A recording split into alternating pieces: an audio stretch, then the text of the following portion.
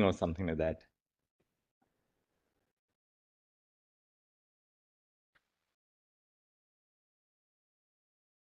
May I continue, please? Yes. Just to mention whether that after my learned. Yeah. So it's Mr. Sibal after this, and then Mr. Datar. Fair enough.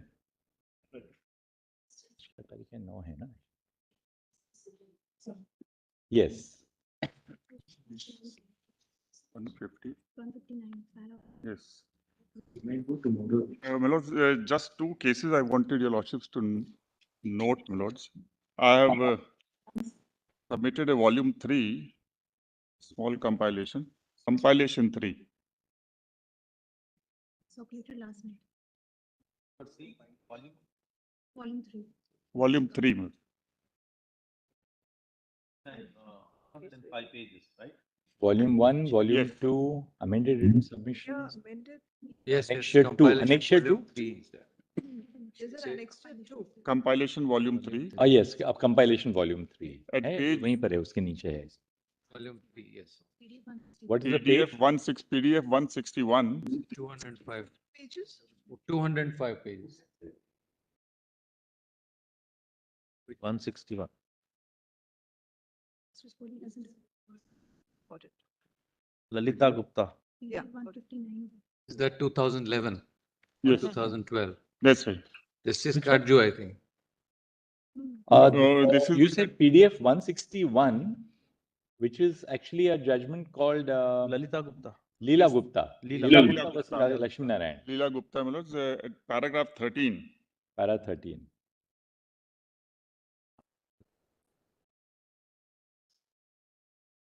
My Yes, Lord Justice Bhatt has it. 160. Is it If the Lord PDF will come, 161?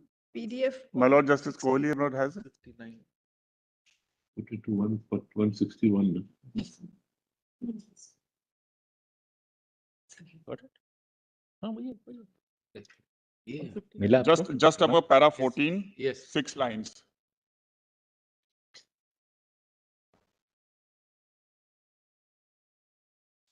The word spouse has been understood to connote a husband or a wife, which term itself postulates a subsisting marriage.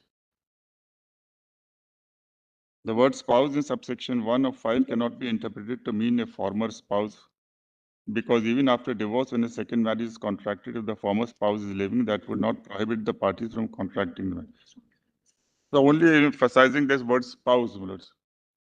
All right. Although What that else? is apparent, my lord, this is one judgment which my learned colleague could find out. my lords, on All right. this. What else? Now, my lords, on the issue of originalism also, this is not in the compilation, lords. In 2017-12 SCC, page 1, Jindal Stainless, Yes.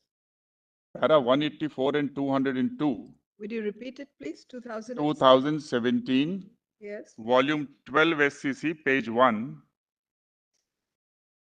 Jindal Stainless, para 184 and 202,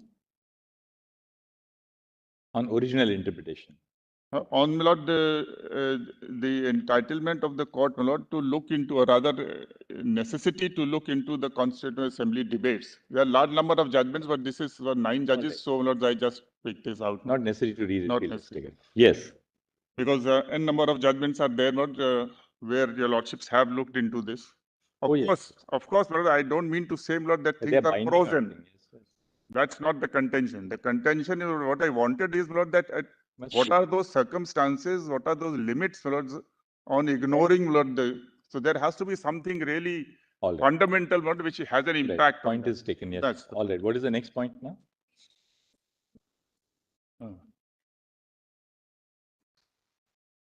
Then coming back to the written note, Lords,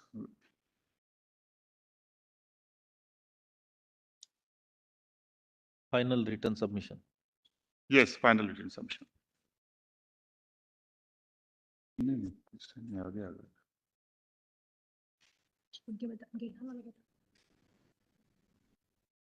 Yes. Finally. At page 9,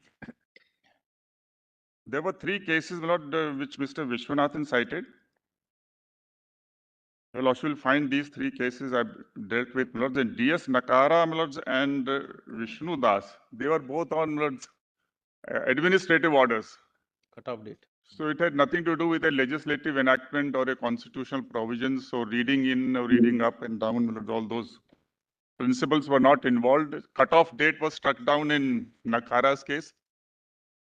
And Vishnu Das, there was it's a transport matter, was a scheme found discriminating was struck down. And in association of old settlers also, it was a case of striking down some portion so that old settlers could also be accommodated. In none of these cases, not anything was read into any enactment, that too of a substantial nature, as is sought here. On Ghedan, my lords, much has been said.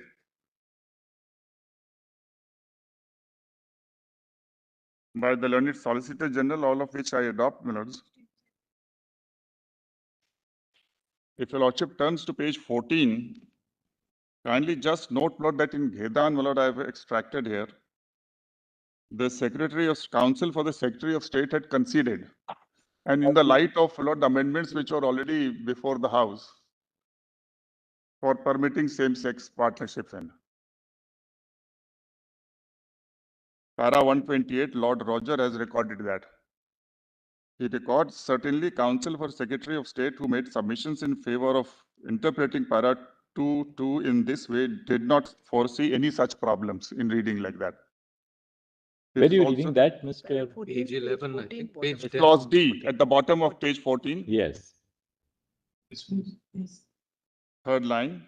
He records, certainly Council for Secretary of State who made submissions in favor of interpreting Para 2.2 in this way did not foresee any such problems. It is also notable that by the time this judgment was delivered on 21/604, the bill relating to civil unions was already under consideration and ultimately received royal assent in December 2004. So these were the circumstances in which, and that too was a minor change which was done. But what is more important, you shall find in F.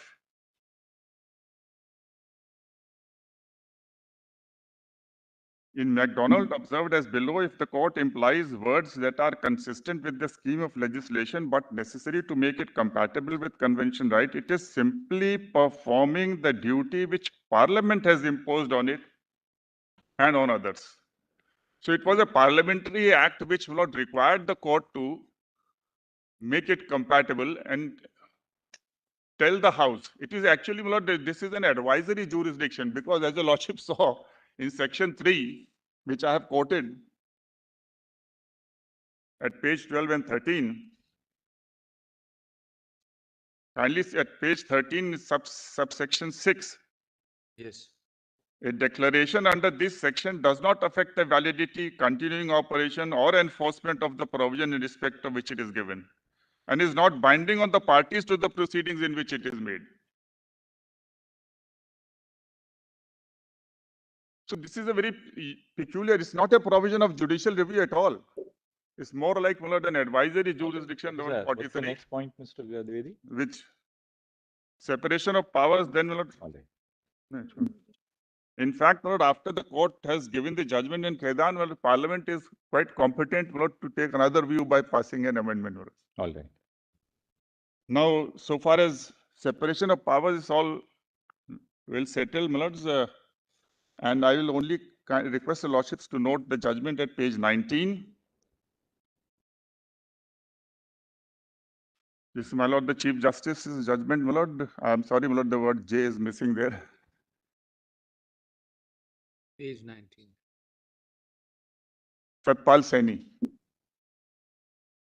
Yes. Para 12 particularly, the Lordships have said that each branch is equal, and there should be no encroachment. The courts do not frame policy or mandate that particular policy should be followed. Duty to formulate policies entrusted to the executive, whose accountability is to the legislature and through it to the people. The peril of adopting an incorrect policy lies in the democratic accountability of the people. That's para 12 at page 20.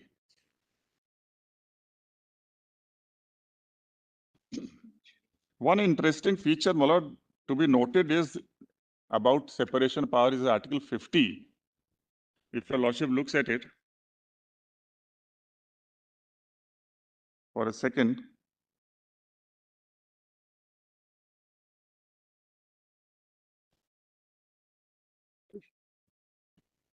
it talks of that's the Constitution of India, my lord, Article 50. Separation of the executive, judicial. What do you want us to look at, Mr.? Article 50 in the Constitution of India, separation of powers. My lord.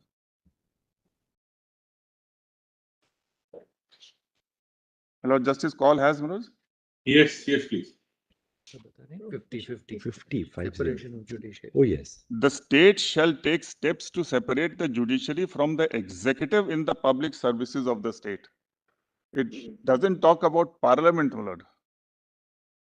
Now, there is significance, my lord, because I have quoted a number of articles where, my lord, parliament has in the judicial domain power to make laws, my lords. At page 21, your lordship will find in bold. You know, actually, Article 50 was enacted in a different context, because actually, even after the Constitution, until recently, there was no strict separation between the executive and the judicial functions, especially in the district judiciary. The idea was to ensure that, you know, the district magistrates, for instance, don't exercise the powers of a civil court. Even today, until recently, in the Northeast, for instance, Even today. Commissioners and all that. If you could have a, But I have not drawn the lordship's attention to say that this is something decisive about the range of the manner. broadly But the drift. because separation of powers is to be deciphered by referring to all provisions of the best exposition scheme of the is in Indira Gandhi. Yes. Indira Gandhi. Yes. What is separation of powers in India? So, All right, entirety of the Constitution has with to be read. so Dwivedi, this is very well settled. I think Yes, we can yes. move on to the next Yes. point. No.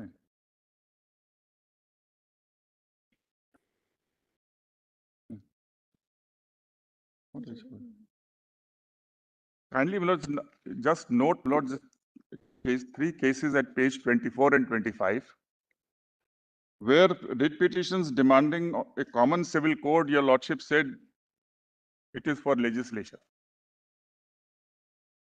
Then Hindu Adoption and Maintenance Act, my lord, your lordship says areas and aspects or facets of Hindu law which require modernization, modification, alternate are matters of legislative policy. That is 24 bottom, and then at page 25. Of your note? Yeah. Then we read. Udesh, Maharishi. Page 24 bottom, Got it, got it. and running to page 25. There are three judgments where in the field of reforms, social reforms, your lordship said that it is for the legislature.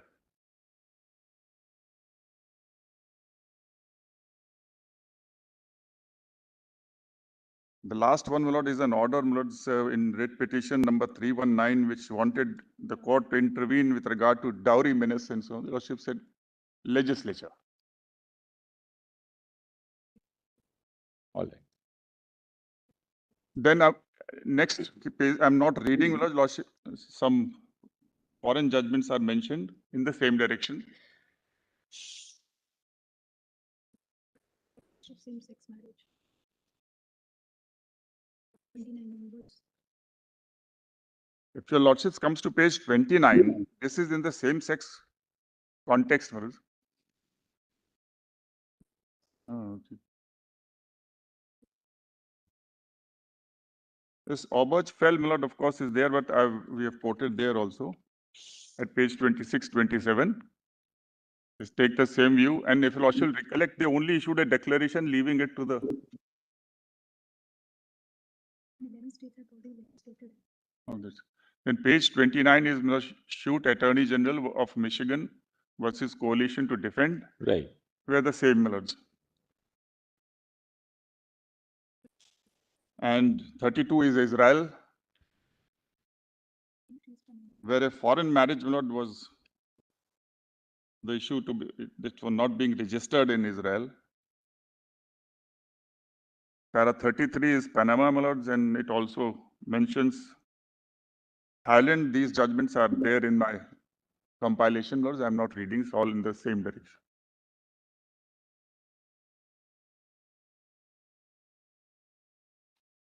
Interestingly, Panama is very close to America, my lord, yet discordant note.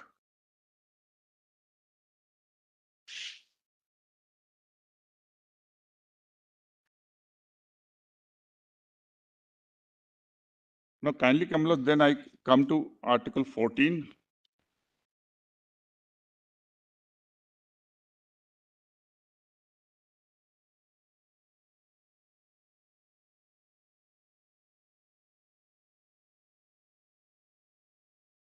Because the first question is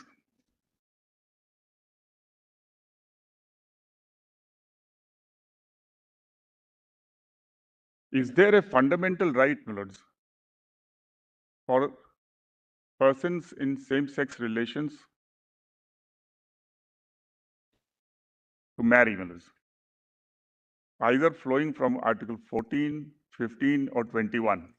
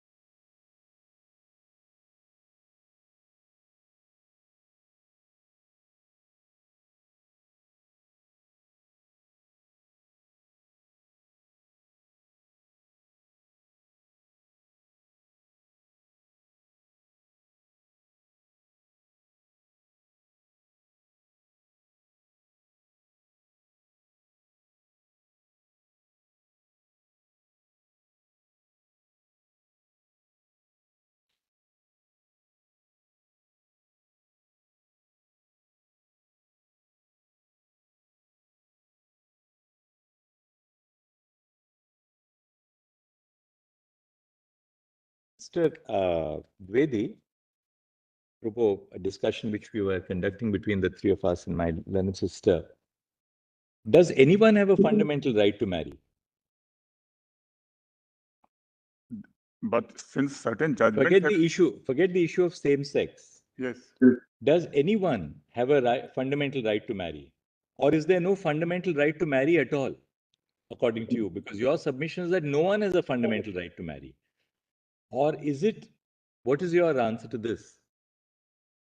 my submission is simply this, my lord, that so far as heterosexual No, we are marriages- not on heterosexual. That's why keep We, aside we this. see that's what Concept actually of triggered marriage. this idea. Yeah. yes, If does any citizen of this country for whom this court and our society and our polity has placed the individual at that highest pinnacle, and we have gone ahead and carved out, or rather discovered, so many rights: the right to personhood, the right of choice, the right of being left alone, the right of Autonomy. privacy, autonomy, which is at the core of personhood, And dignity above all. dignity, which is part of our preambular promise. yes. Now, with all this, what is the question?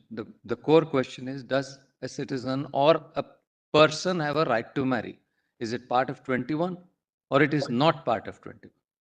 Granted that, but that in that sense, there is no unqualified right.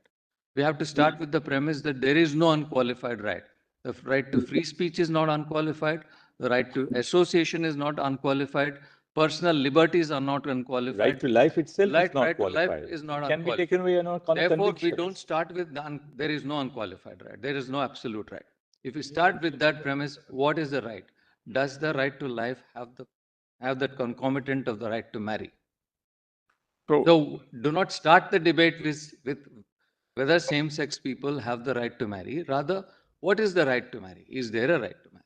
So my submission is that the heterosexual couples have a right to marry in accordance with their custom, personal law, and religion, and that has been continuing. That's the foundation of their right. Now that right has been So, but therefore you concede the fact that therefore there is a right to marry under the Constitution, Sure. but that right to marry is confined only to heterosexual persons, according to you. Or is it your argument that there is no right to marry at all as a fundamental right under I'm the Indian saying there is a right to marry which is founded on customs, personal law, and religion. The And in enactments that case, passed, as you taking the same argument further, yes, custom, culture, religion. Rewind 50 years ago, intercaste marriages were not permitted. Even go back further, Sapinda marriages were not permitted, right? So there- Interfaith marriages were unheard of, yes. right? So all this, the content of marriage has changed. Therefore, what was that fundamental right to marriage in So 1954? these Core change- What content. is the core these content of the changes definition of therefore have marriage? been brought about by legislation, and legislature can certainly, my lord, alter the customs, and now, my lord, the ghost of Narasu has been, Maybe keeping aside for a moment the legislative aspect, as you said, it's the culture, it's Yes. the customs that has brought about this whole matrimonial setup. Keeping that legislation aside, would you say that you're referring to the relevant articles of the Constitution? Is it that it is based and founded in the Constitution, the right to marry? Is the question. so the Constitution only gives a fundamental right to form relations, associations, which is there in 19(1)(c), which can be regulated. Persons. Now, what we call our association as marriage has ultimately, over the course of years, resulted in a social institution. It's not an overnight something happening, my lord, and two people coming together and say, call it marriage. So it's a long period of time where this institution of marriage has emerged, and as a result of society's evolution. So even prior to the Constitution, Yes, there was this whole customs, ceremonies, absolutely. and all of it. Yes. Once the Constitution came in, is it your argument that the marriage was So that right to Reg- marriage, which was existing as a part of social institution, will be accommodated in the right to associate in a particular manner and in a particular social institution.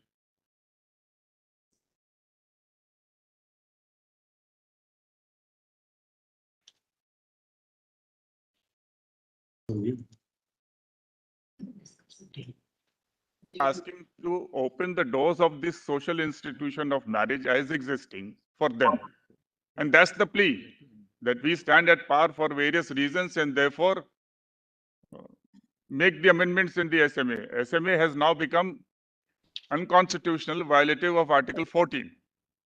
It may not have been violative of Article 14 in 1954-56 when a cluster of laws were codified. By the same token, Mr. Dwivedi, Constitution has not granted anything. Go by the theory of the dissent in the habeas corpus, or even by what is generally accepted. It only recognizes and guarantees. Nothing is granted. We are free citizens. We have taken this onto ourselves. So the right to speak, the right to associate, everything is part of our inherent rights. That's The right. Constitution, Yes. therefore, does not grant. It- So even the legislations have only recognized. So that right to marry is inherent. If we say the right to marry is inherent, it is part of the Constitution. You may locate it in 19, you may locate it in 21, perhaps appropriately 21. Because 19(1)(c), the history you see brought was in terms of association, as we understand. So it doesn't matter where Doesn't. where it is located, or taking together it is located somewhere along with the preamble. As we normally define a natural right. That's right. But the right to marriage in the sense in which This is the problem. The moment we qualified it in the sense, because That's when important. you bring in the tradition, now the Constitution itself is a tradition breaker. The Constitution is a tradition breaker because for the first time you brought in 14.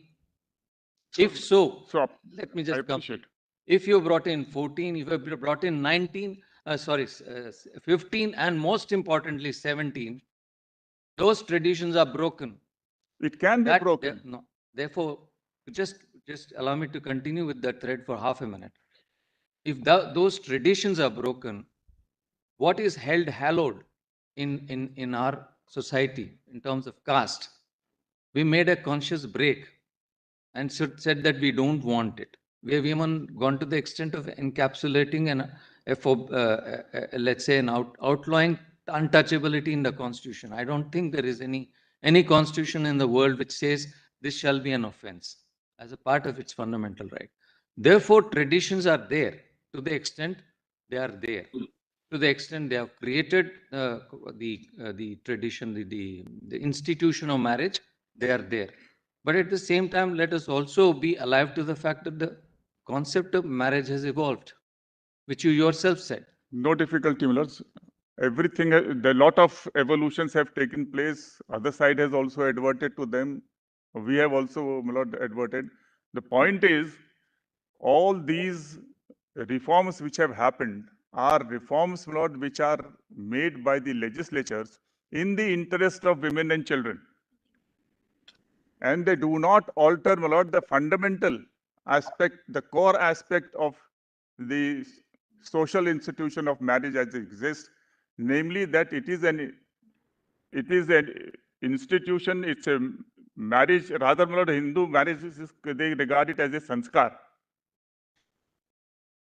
So, as a sacrament, the fact that now divorce has come in, or my lord, the fact that some other modifications have. But, yes, you're right. That is So- by and large. But So, but even Hindu- each and every reform, my lord, kindly see 1937. we are looking at what we understand as the traditional, but there are large parts of society. It's a very diverse Hindu society. That diverse society, even today, and that's why you have Section 29 of the Hindu Marriage Act. You have customary divorce, which is preserved. Therefore, divorce existed in many communities. Yes, The diversity is there. That diversity we cannot. correct. So, therefore, my lord, what I submit is that the core aspect, what is the core aspect of that marriage? That is the You may provide for maintenance, you may have alimonies, you may have divorce on certain grounds, you may provide that there will be intercaste marriages, but ultimately the marriages remained heterosexual marriages. And number two, Mr. Devedi, there are certain, to state at the extreme that there is no fundamental right to marry under the Constitution would be far-fetched. what are the core incidents of marriage? If you look at the core incidents of marriage or the core elements of marriage, not the incidents, I made a mistake. What are the core, what is the core content of marriage? Or what are the constituent elements of marriage? Lord- Just 1 second. If you look at each of these constituent elements, each of them is protected by constitutional values. I'm not saying 21 necessarily, but constitutional values. The Yes. preambular values read with 14 and 21. 1. Marriage itself postulates the right to cohabit, right? Of two individuals to cohabit together. 2. Marriage accompanies with it the notion of a family, the existence of a family unit, because the two people who come together in a marriage constitute family. Again, something which directly owes its existence or recognition to the constitutional values. 3. To bolster your submission, we must take that into account also. Marriage has procreation as a very important ingredient of marriage. Though equally we must be cognizant of the fact that the validity or the legality or the social acceptability of marriage is not conditional only on procreation, for the reason that people may not want to have children. People may not be in a position, have the ability to have children, or they may get married at an age when they cannot have children.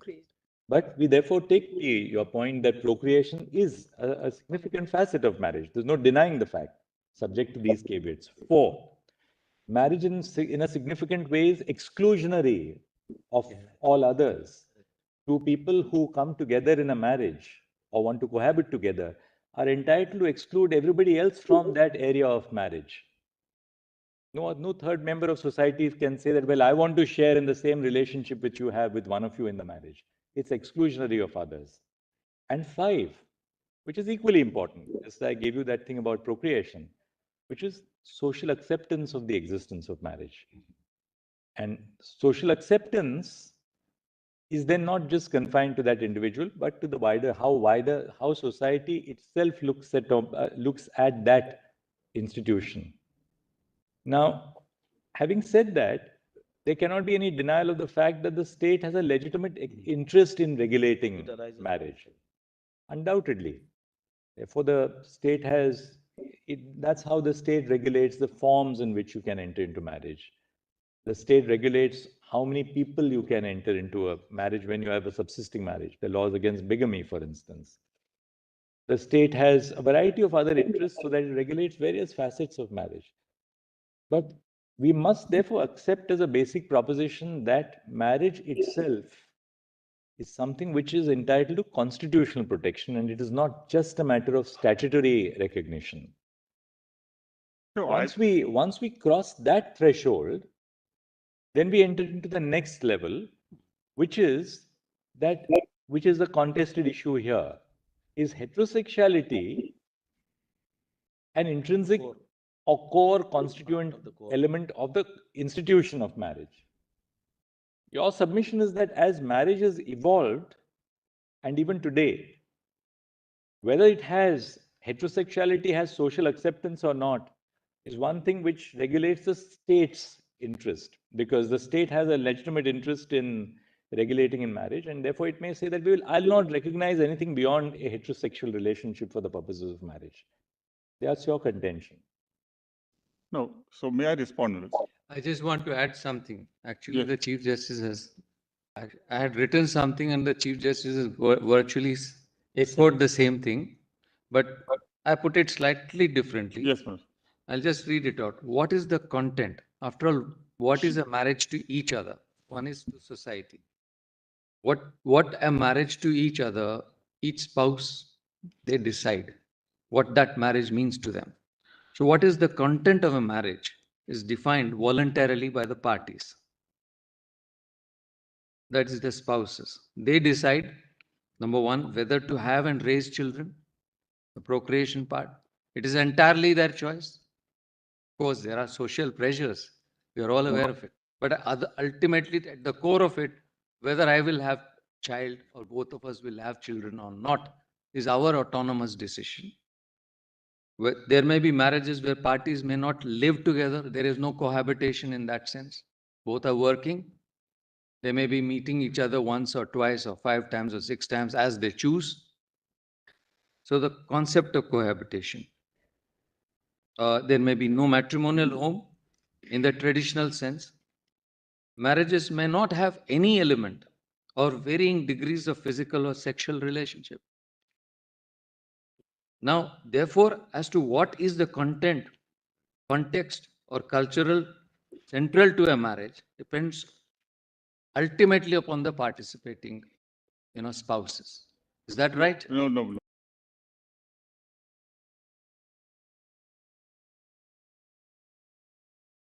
With great respect, no. So you mean to say that if people... This No, this please, I'm looking at the voluntary part. I'm not looking at the... Yes, I appreciate it. I appreciate what falls from my Lord. But that's the great debate which has been going on ever since the time of Kant and Hegel, my lords. Kant said, this is pure contract. And keep the heterosexual element outside. We are not on that at all right now. No, that's very fundamental. We can't leave it aside. No. We are not saying that that is not relevant.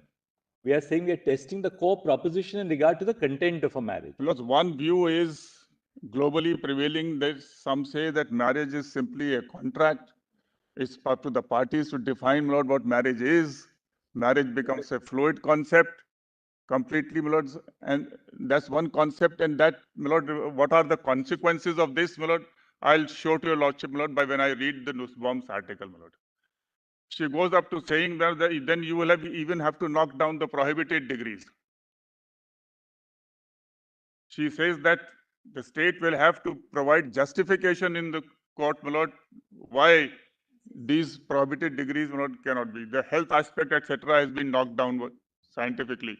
So therefore, knock down prohibited degrees. She even goes to the extent of saying there are 2 pages I'll like to read.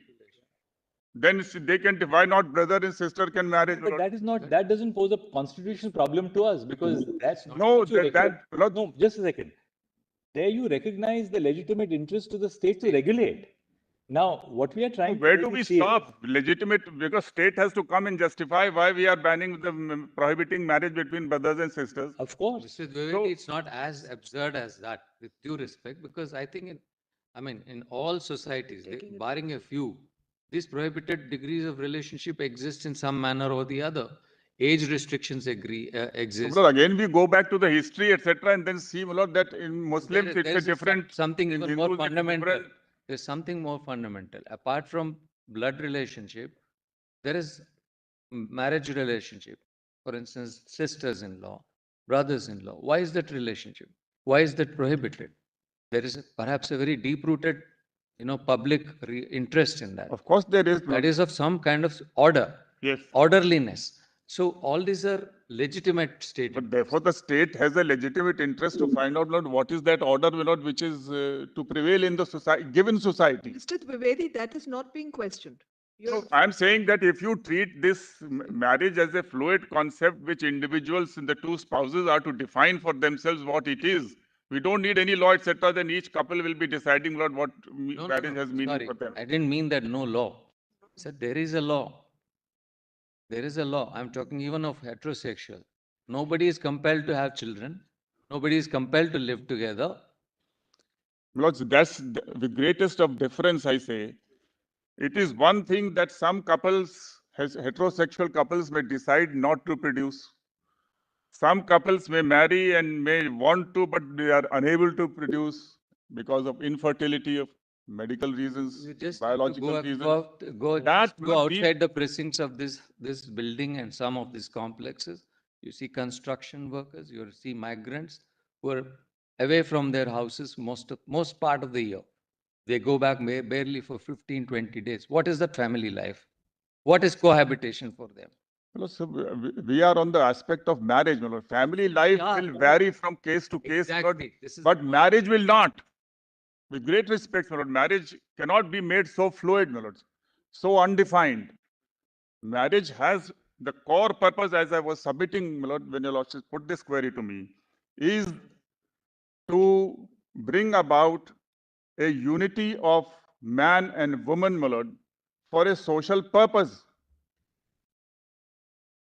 Because society needs to perpetuate itself, the race needs to perpetuate itself.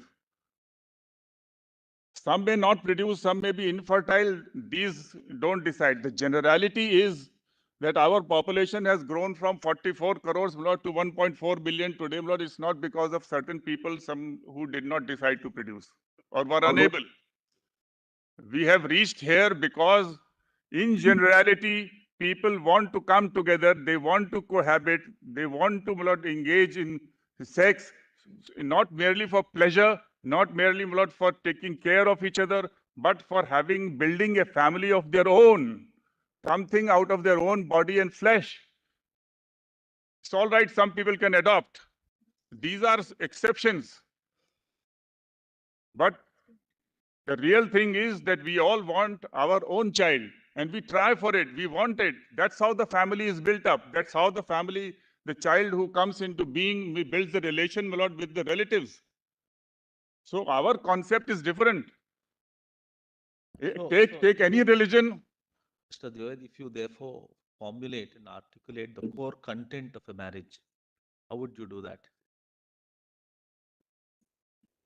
Core content is the coming together of a man and a woman as commanded, as even Bible says, when Adam and Eve were there, that they blessed them for happiness and say, go be fruitful and multiply. So therefore, Every religion says procreation. the definition is that procreation is the definition of marriage. This society cannot survive. And so look at the problem faced by China and Japan. And today it is being said, my lord, by statistically that world is facing the problem of aging.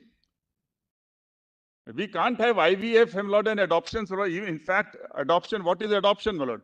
Some heterosexual union has produced some children, my lord, maybe an orphan, and you adopt.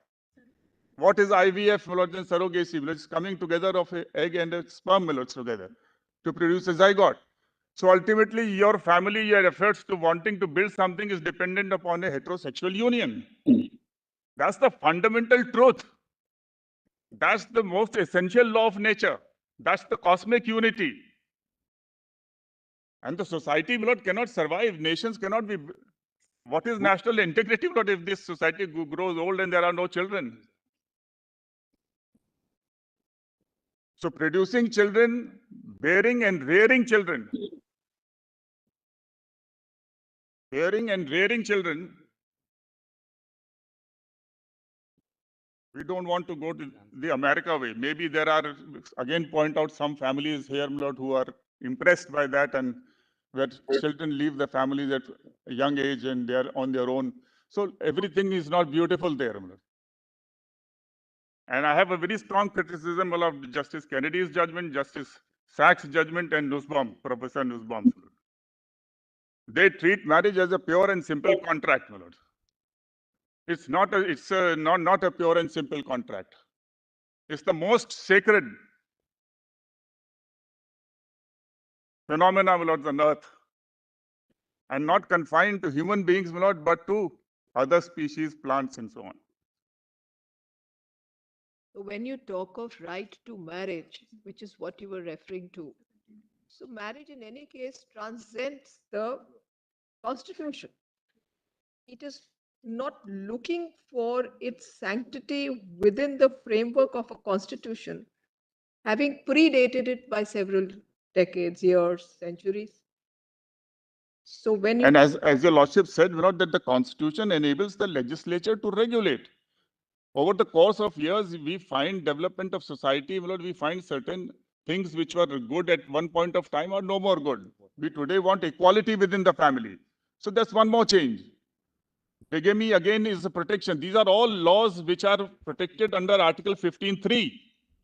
15.1 doesn't affect it. 15.3 commands the state to make special provisions for women and children. Bigamy is to protect women. Maintenance is to protect them. Alimony is to protect them.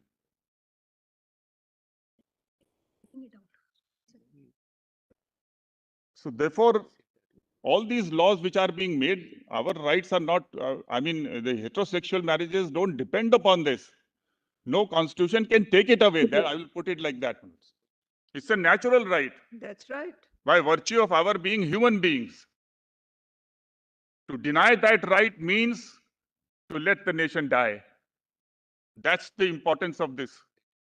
And that's what Chief Justice Roberts in his dissenting judgments emphasized. And Justice Sachs in his judgment in 4 says, my lord, that this is not the essential characteristic of marriage. That's how the underpinning, two underpinnings.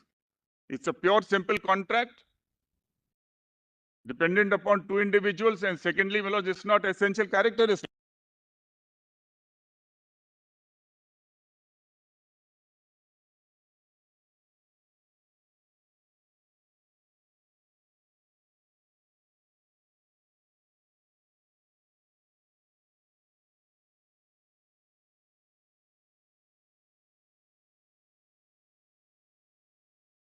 I am therefore addressing your lordships not to follow the path of Obergefell and 4 millets.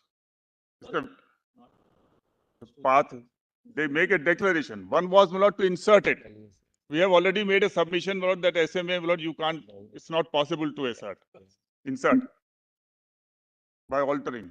And the other is not to, my lord, the other course of action would be, my lord, that, all right, make a declaration that they are entitled to marriage at par with heterosexuals, and therefore, and leave it to the parliament. That was one plea by Mr. Vishwanathan. So I am dissuading your lordships, my lords, from making any declaration in that context. Because those two judgments of one is majority, one is unanimous, both are fallacious. Their underpinnings are completely wrong. In India, we don't treat marriage, my lord, as a simple, pure, merely because there is a consent. Even, my lord, I have annexed in the recent compilation, Faizi's, my lord, Muslim law. He was an ambassador to Egypt from 48 to 52, and then vice chancellor of the Jawaharlal of the Jammu and Kashmir University. And he has written, my lord, that it's not, even there this concept that it is pure contract is incorrect. You need a Qazi, my lord, presence. You need to recite verses of Quran, and therefore, so it's a mix. Something like seniority come merit and merit come seniority. My lord, in Hindus, it is sacrament plus contract because some consent is obviously implied. If that is to be treated as contract. And that is where, my lord, Hegel comes in, and Hegel says, criticizes very sharply and says it is shameful for Kant to say that it is a pure contract. And he applies the principles of contract and says that contract involves parting and exchange of externalities. When marriage happens, Lord, there is no exchange of externalities, no promise and acceptance in the sense of Indian Contract Act.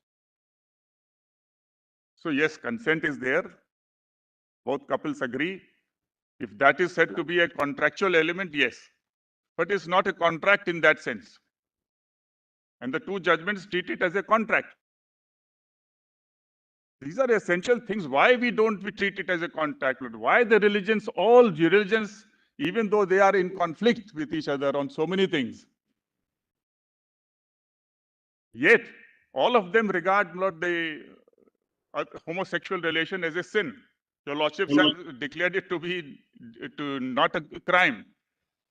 But what about that, lords? But the moment you say that it is not just a matter of mere contract, but there's an element of a sacrament, which is again a fundamental precept of our law, at least insofar as Hindu marriages are concerned. The fundamental precept of custom and undoubtedly that a marriage is not. I mean, that's the first thing which we learn when you learn the sense of Hindu law. Yes. But marriage is not merely a matter of contract; it's a matter of a sacrament. Sacrament. Once you accept the fact that it's not a matter of a pure contract, but it's a matter of a sacrament, then it's a sacrament which is also impressed with a constitutional character. So I have no issues. The lordship may find it located somewhere, but it doesn't depend on that. Your lordship may find its continuance there. What was existing up till 1950, by the coming of the constitution, is not transformed into something which is by virtue of the constitution. That can be said of anything else.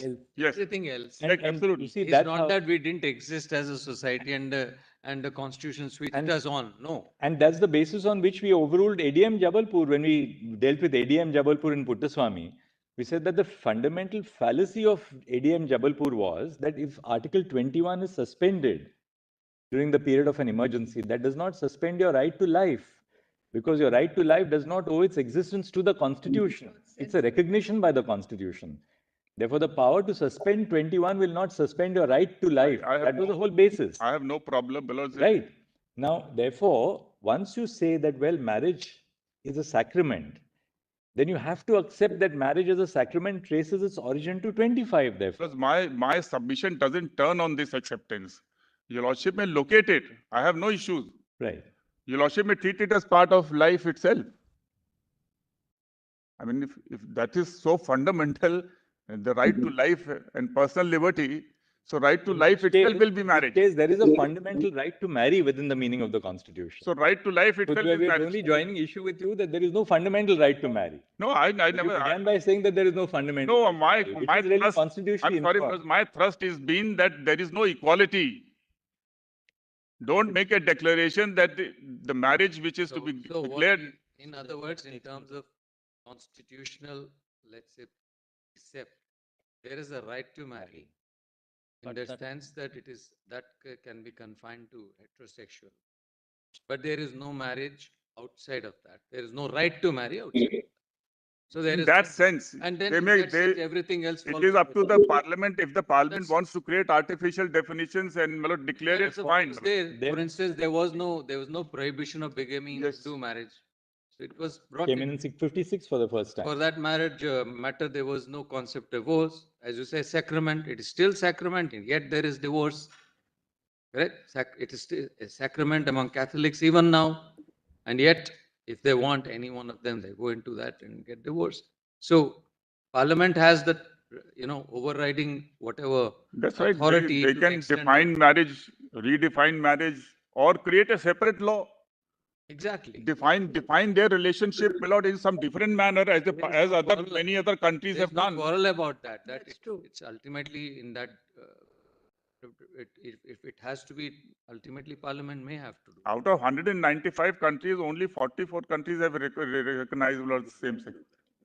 Maybe less. And Mr. 34. Dwivedi, then it leads us to one other issue, which is that, assuming that you are right for a moment, that it is open to the state in the exercise of its legitimate interest either to recognize a broader notion of marriage which goes beyond heterosexuality, or to confine it to heterosexuality. That the state has a legitimate interest in saying that we will define marriage in such a way as would promote vital societal interests, including social acceptability or the stability of the social order. Equally, even if you were to concede that, there may be an alternative formulation. And that alternative formulation would be that apart from the element of heterosexuality, there may be other elements of that associational relationship, which to a certain extent must find protection within our law. Even if it were to be short of marriage, even if you were to accept your point, ultimately, what recognition, my lord, if your lordships are contemplating some sort of recognition from the state to that relationship is essential in order to protect, my lord, afford protection to their relationship of love and affection, etc., family or adoptions, or some other civil benefits. It's ultimately up to the parliament to decide what sort of recognition is to be given, to what extent parity needs to be given. I have at page 58, if your lordship will turn to I have set out at least 10 aspects of recognition which will have to be born in, and only parliament can do it. Just look at page 58, if I'll just Mr. Dwivedi, again, what you are saying is not something which is lacking absolutely in substance. I may There is a germ of substance in what you say. But equally, there may be, it's a more nuanced or a layered argument. One is sort of a constitutional recognition of the components of an associational relationship short of marriage. Two, the administrative or civic incidents of that relationship. And three, legislative recognition.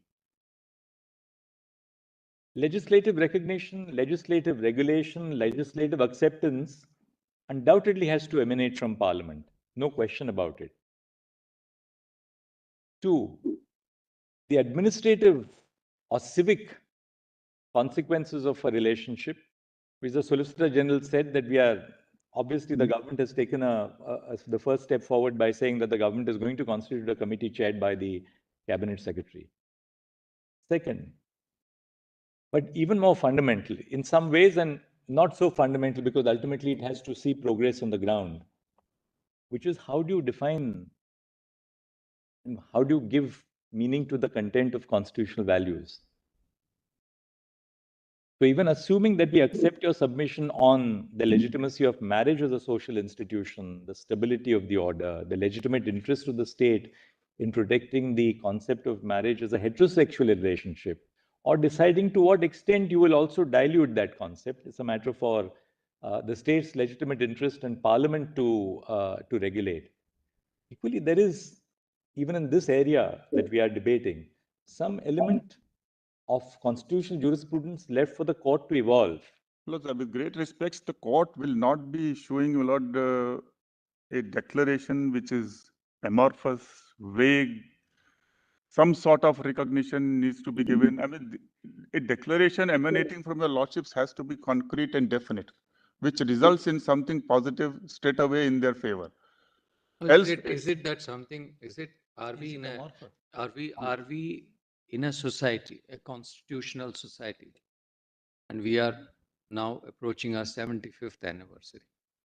Are we in a state where we say that a declaration by the state, by one of the co-equal wings, which is tasked with interpreting the constitution? I am not saying exclusively, because other wings also are entitled to.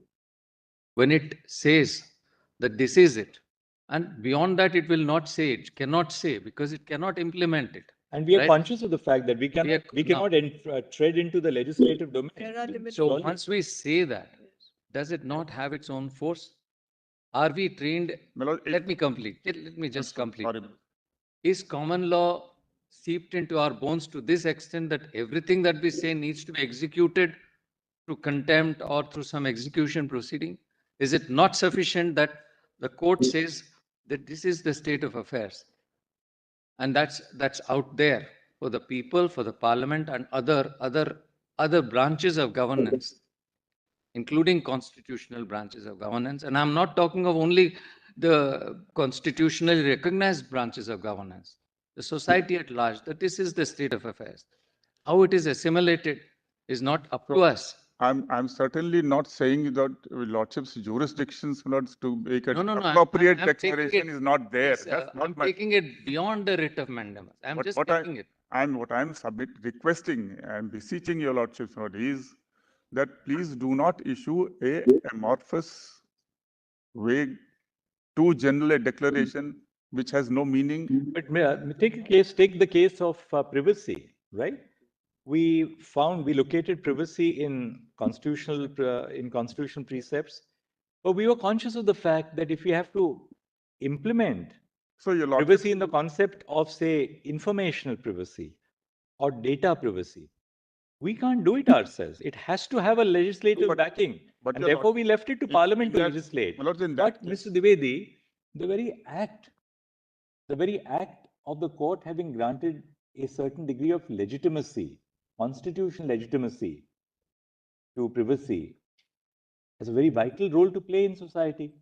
No, but that was not a general exercise because your lordships had an Aadhaar Act in front. No. When it came to the 9 judges, there was no Aadhaar. It was independent. What was argued? You are aware. 9 judges reference came from that only. Correct, maybe, but then it was an abstract reference. Because Mr. Rohatgi argued that there is no right to privacy. The only question was privacy is there or not. But then it's a wider concept. No, there is no law. Even 9 judges' judgment did not involve any declaration for the purposes of Parliament to do something. All right, I'll go back. What did 11 judges do? 11 judges did not have a statute before them. Now, Mr. Sibal is there. No, they did. There is no statute which has been invalidated. There was no statutory model No, before the it was court. a reference in a pending proceeding. With great In respect, regard to certain what? questions are What is every day the- referred. So what is the That is content quite of 30? different. Mr. Dwivedi also argued. We all know that. It was Yes. only argued what is the content of 30. It was in the abstract. No, Why you're finding it difficult? What we are talking about, both Chief Justice and Justice Budd is talking about, if there is a right, it's a recognition of a right.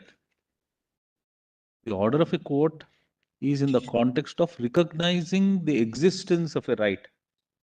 It's thereafter for the legislature. Court might not be able to do or take up any executive action to implementing it.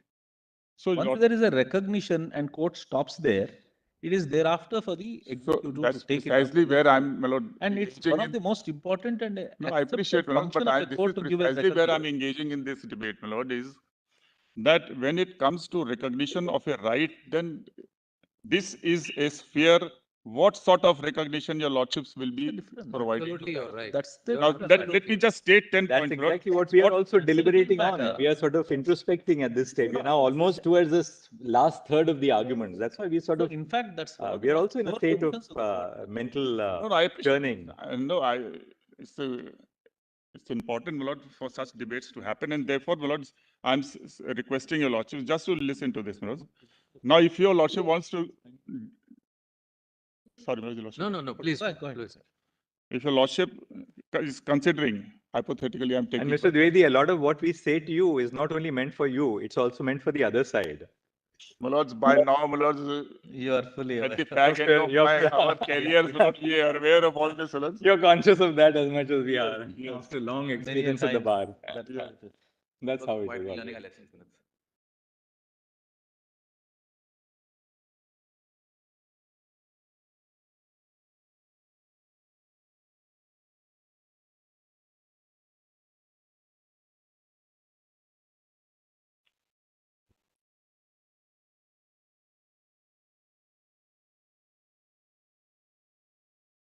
churning process.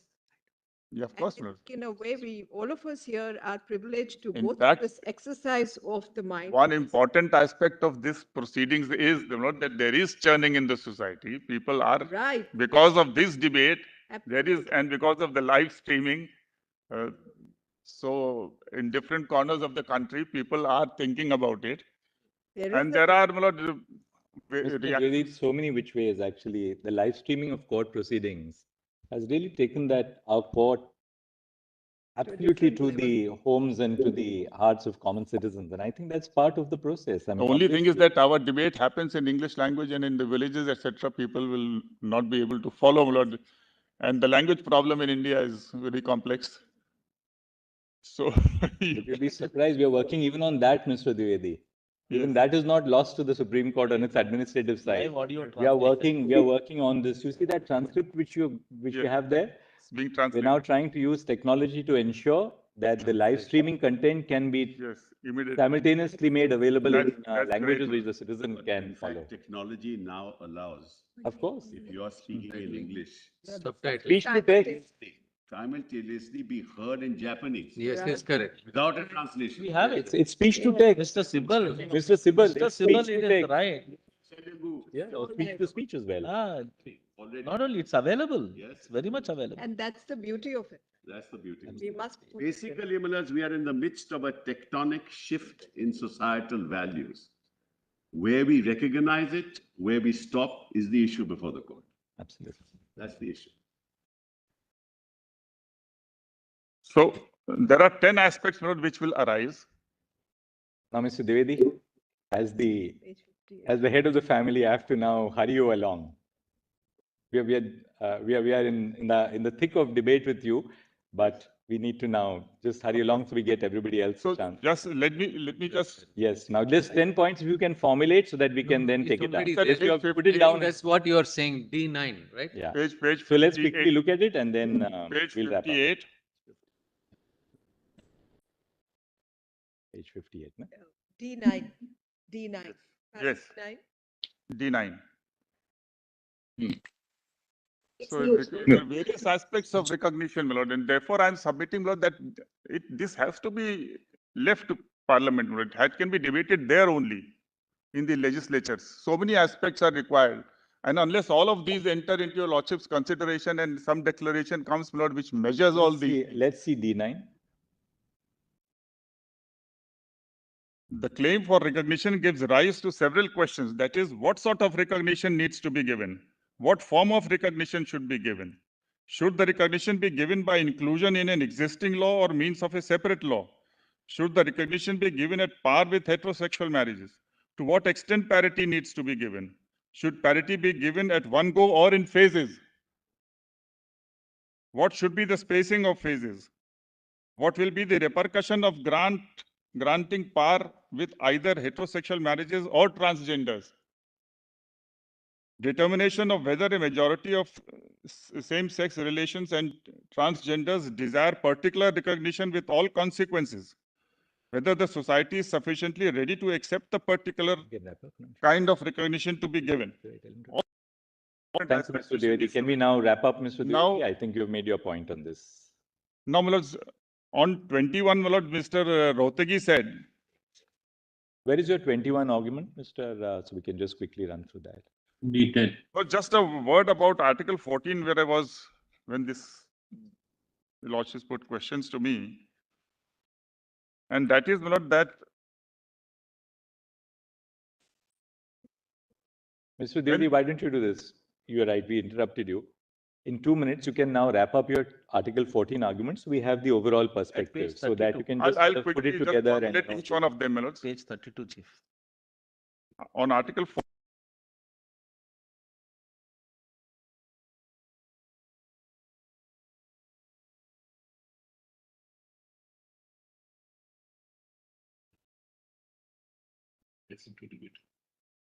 Drawn attention to two aspects, in addition to what has already been submitted by the learned Solicitor General.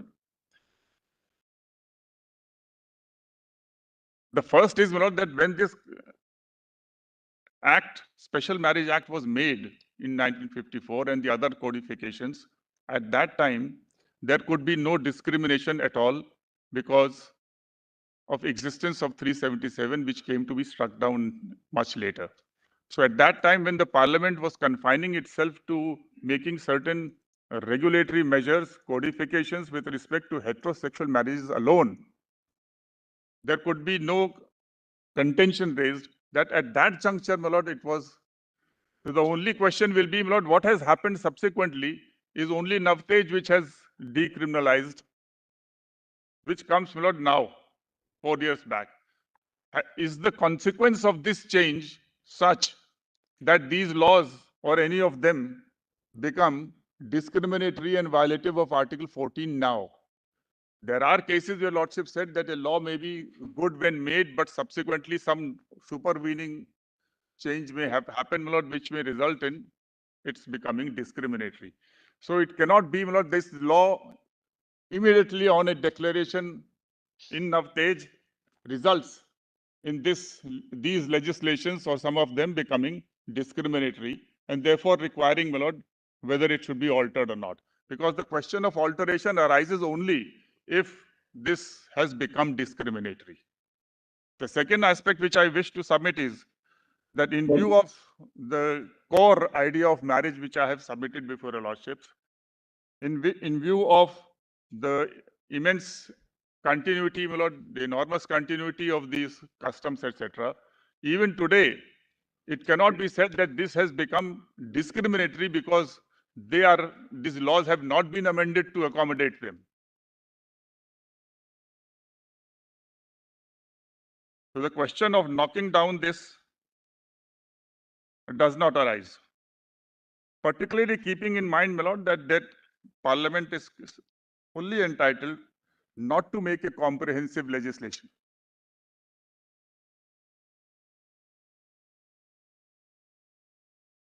After decriminalization, there has to be a process. How long it will be or not, one doesn't know. It is for the Parliament to assess and decide when to come out with what law. It cannot be said that now this judgment, navtage has come, so within 4 years have passed, nothing has been done, and so now make insertions. amendments. Now at page 42, my lord, is Article 15. My respectful submission is, my lord, that 15.1 doesn't have any impact because most of the regulatory laws and the substance of them is to provide protection to women and children. And it is protected, therefore, by Article 15.3. That's one. The second is, my lord, at page 43, in Indra Sahni's judgment, the majority view emphasizing the presence of the word only.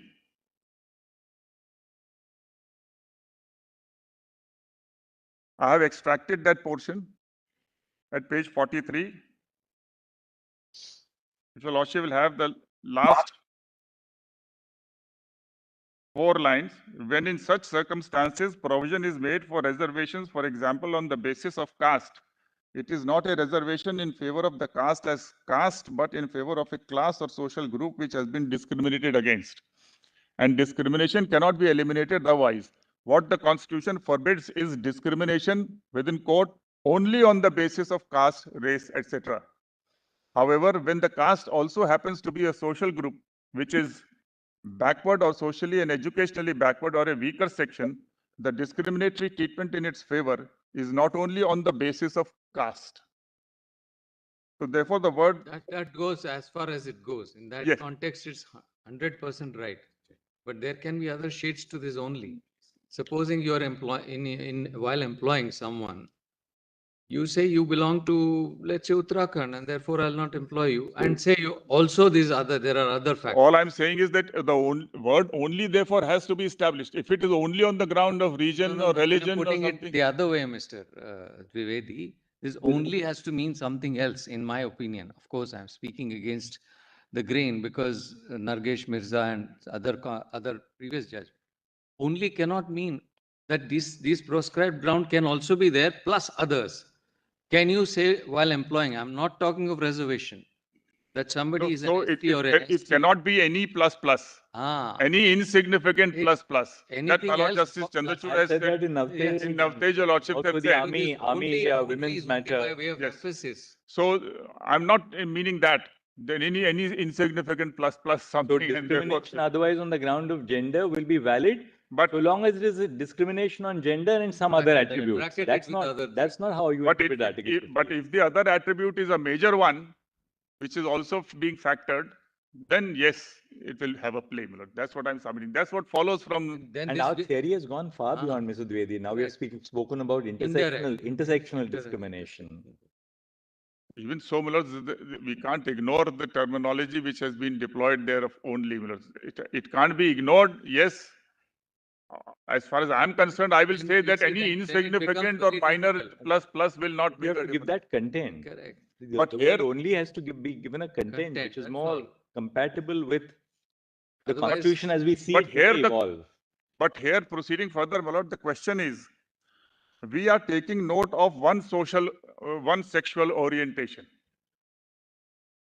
Moving forward, my Lord, one sexual orientation which is resulting in the same-sex relationship. But there is the other sexual orientation which is involved in the heterosexual marriages, which I have already elaborated. My Lord, it's not that that is not a sexual orientation. That is also a sexual orientation, particularly when the women are being protected and is squarely following under 15.3. So that sexual orientation is of coming together for the purposes for a good of the society. The procreative good is a good of the society itself. That point you have made, Mr. So, but that's also a sexual orientation. All right, thank you, Mr. Now- Vidi. I think we can now go on to Mr. Civil. I think we've given... Just adequate one, time. my Lord, if I may just submit a paper, my Lord, about why, my Lords.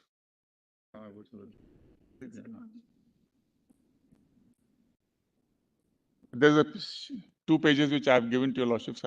Today? Yes. Is it part of the? नहीं, ठीक है, दे दो. Just have your junior email it also so that it becomes a I part think it of has the... been emailed. No, but Lord Justice, just email it to the court master. So it will become a part of our electronic file. Thank you. Other side goes. So Dwivedi, this you have already stressed actually. You have spoken about why Kennedy and Sachs are wrong and why you don't accept Martha Nussbaum's writing. We'll have a look at it, Mr. The Dwivedi. Lordship may have a look. Yes. I'm grateful, my lord. Thank you very much, Mr. Dwivedi. Yes, Mr. Sibal. Won't take too long, Mullah. Lordship has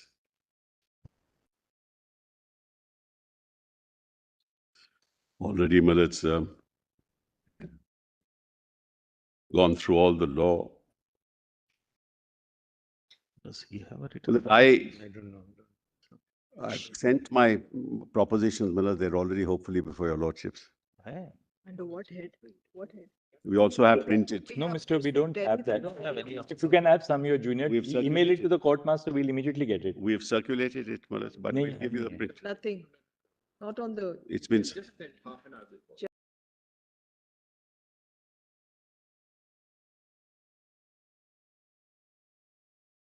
Just then. Oh. Just sent. I've got physical copies No, also. let's do it on the electronic form, Yeah. all of us. All right. Give it to them. Mr. Sibal, what happened to your iPad? I have it. Mullah, I have it, and I'm going to honor, Mullah, my commitment to your lordship. We had to do, In this field, at least, Mullah. to do it in other courts too, besides So court it's a one. temporary measure. Is it a proverbial elephant's, dust? No, Mullah. In fact, I've been assiduously, Mullah, trying to learn on a daily basis, Mullah, and I've managed, Mullah, quite well. Mullah, I'll start off by saying, Mullah, that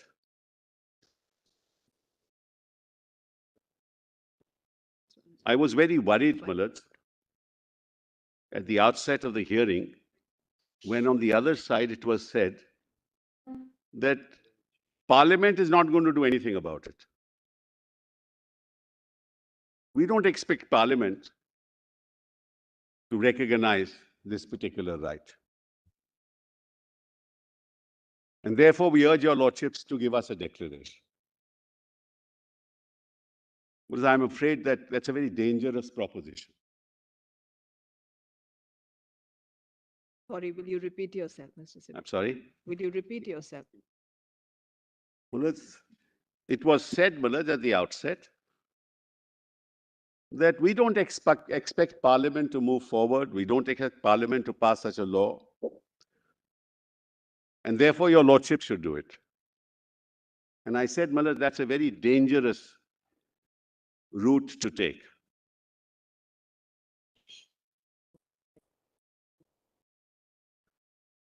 Any law of this nature, Mullah, which is pursuant to a tectonic shift, as I said, Mullah, in societal values, requires public discourse,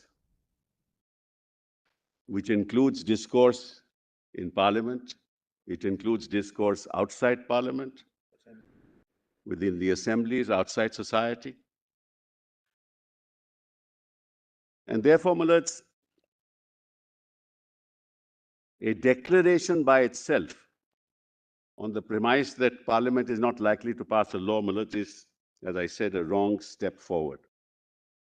But Mullah, let me go to the heart of the matter. When your lordships were dealing with Nalsa, you got it?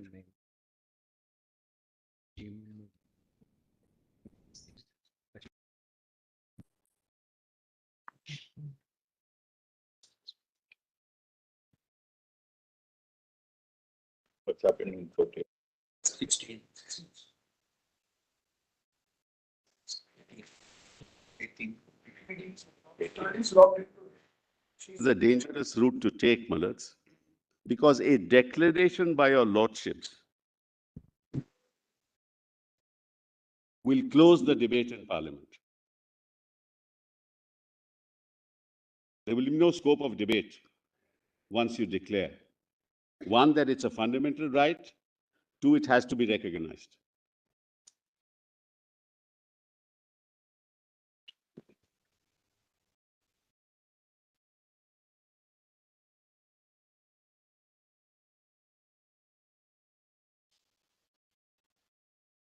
That's, with the greatest respect, something that your lordship should be cautious about.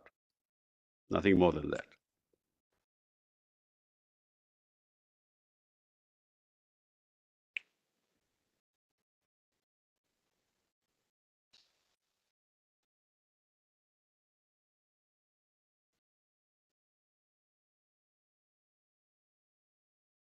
Parliament can overrule a declaration also, no? Sorry? Parliament can overrule a declaration. No, your lordship knows that once your lordships have declared, Parliament cannot overrule it. I hope, that stage has not come for Parliament to overrule what your lordships decide. I'll be on the other side when that happens, But let's go to the heart of the matter. In Nalsa, your lordships decided sexual identity.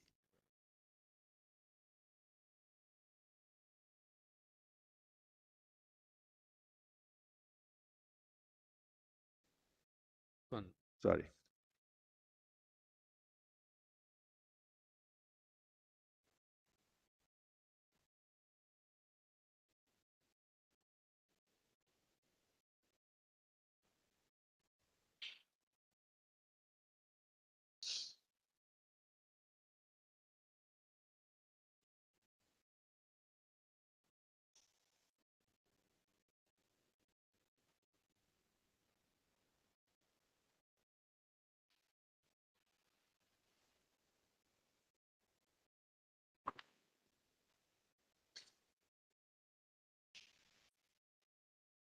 In Nalsa, your lordships decided, Nalsa, you say. yes, sexual identity, nothing more than that, of transgenders.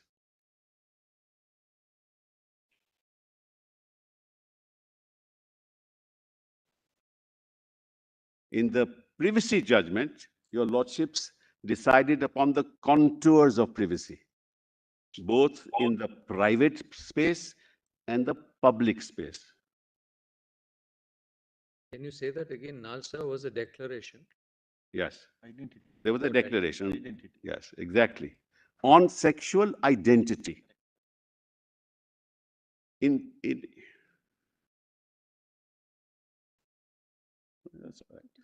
privacy, you decided on the space for privacy, both the private space and the public space. That even the public privacy must be protected. In Navtej, you decided on decriminalization. So conceptually, you say the third one is slightly different. Yes. Because it is only a decriminalization, which is statutory. Correct. What you are today deciding are two things: sexual unions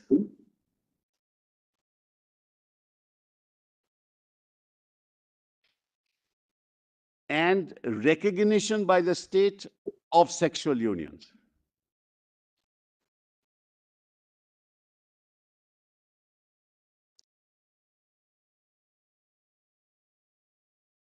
That's the issue, Malaj.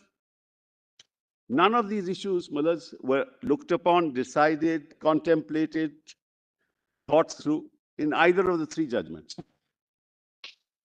So any, Malaj, reference is made in the context of those three particular issues decided in those three can't, Malaj, be taken as concepts which must be a fortiori accepted by your lordships. Right? So first you have to decide, are they a separate sexual identity? And in the ultimate analysis, Malaj, my answer will be yes.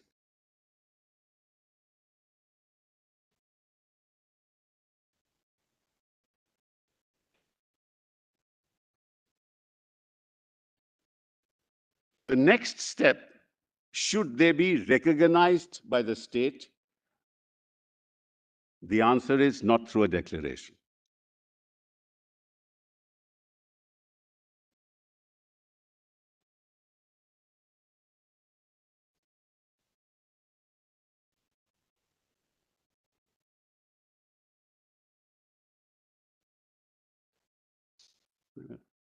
This broadly, Millets, is going to be my submission before your lordships. And Millets, I respectfully, Millets, Just a little clarification. Your first question was, are they a separate sexual identity? And you said yes. yes. Second, should they be recognized by the state? And your answer was not through a declaration. No, their sexual identity, yes. Yes. Right? Once your lordship recognizes it, then the question arises, sexual identity as a sexual union. No, I just had a little clarification because, I'm just Yes. taking the submission down. Second point was, should they be recognized by the state? Yes. To which you said not through a declaration. Not through a declaration. Now, when you say should Not they, through a legislation, I said. not through, A legislation. No, No, they can only be done through a yes, legislation. yes, that's right. I took it down. So there. you're basically, you're advocating a Scalia-Roberts approach. Yes. Right. Now, Absolutely. when you said, Mr. Sibal, when you said should they be recognized, that's what my question. That sexual identity, The sexual which is union. separate from sexual union. Sexual union. Union. Not sexual identity. No, identity, Millard, I want your lordships to give that declaration. So that sexual, that word they, we'll just modulate it. Yes. The sexual union. Union, yes. Now, the question then arises, is this sexual union a marriage? That's what we've been debating, Millard, for the last an hour or so. It was the third? Is this sexual union akin to a marriage?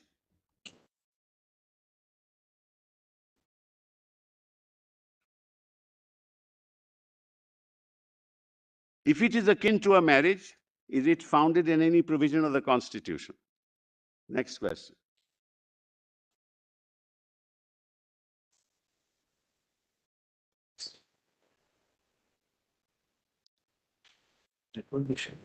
And the third, for it to result in certain rights, it can only be done through recognition by the state, through legislation.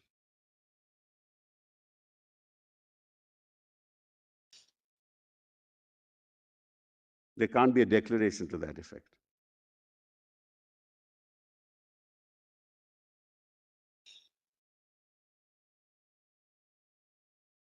Well, as when your lordships ask the question. Constitutional perspective, the constitutional lexicon, Yes, when you say can't, yes.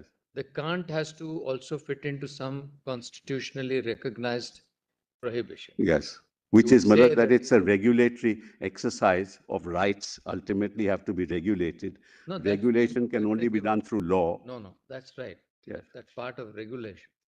We are on a more fundamental path. yes, Declaration. yes, Well, we have now evolved to the extent of understanding what are constitutionally manageable standards, yes. existence of it, non-existence of it, matters which are not to be gone into the court by the court, etc. Where would you locate that? When you say a prohibition is prohibited, Millard, I declaration is tell you, moment your lordships decide that this union is a marriage, in what context will you decide that, Millard? Ultimately, what is a marriage? The marriage is only a union. Forget the issue of whether the court should declare this to be a marriage. Yes. We are now on the core issue as whether the court can issue a declaration. That it's a marriage. No, that it's a union. That the court can issue a declaration. A declaration qua what, Millard? That it's a sexual union. That's all, Millard. It can't be doing anything Yes, more you're than that. right. See, there is no declaration in vacuum. No, Millard, there can be, Millard. Of course, you're right, but see that the court has in its repertoire a right to declare right from 1960, Justice Subbarao, I think that Kochuni onwards is there. Question is, what is that declaration we have to issue?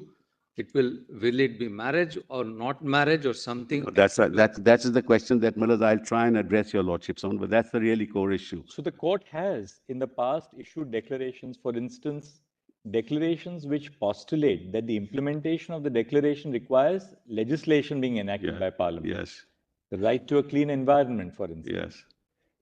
yes, The implementation is ultimately for Parliament to say health, education, which eventually the right to primary education found expression the Right to Education Act. yes, absolutely. Or the Became right a to constitutional food. right thanks to a certain declaration. Or the I right agree to entirely. food, which eventually resulted in the enactment of a legislation. I'm with you on that, Millard. Therefore, at its core, as a constitutional precept, to say that the court cannot issue a declaration would not be correct.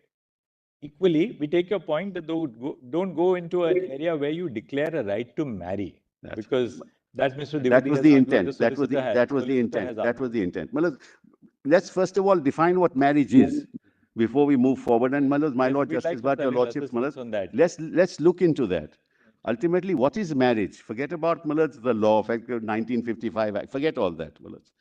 Marriage ultimately is a union.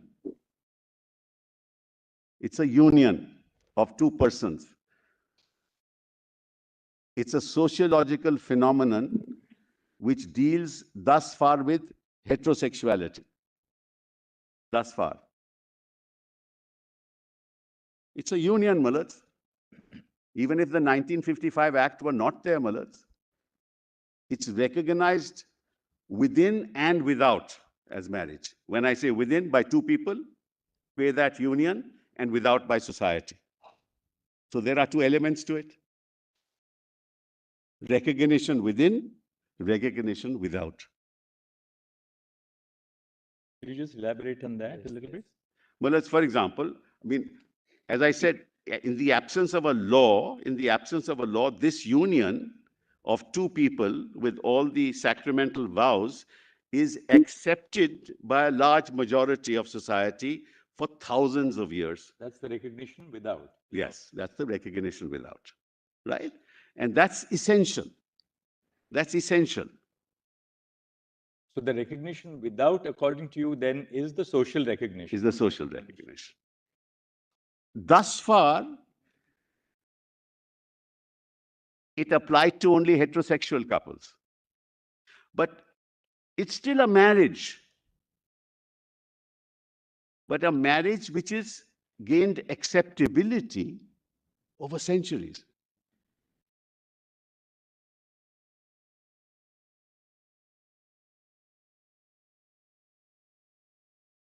The union between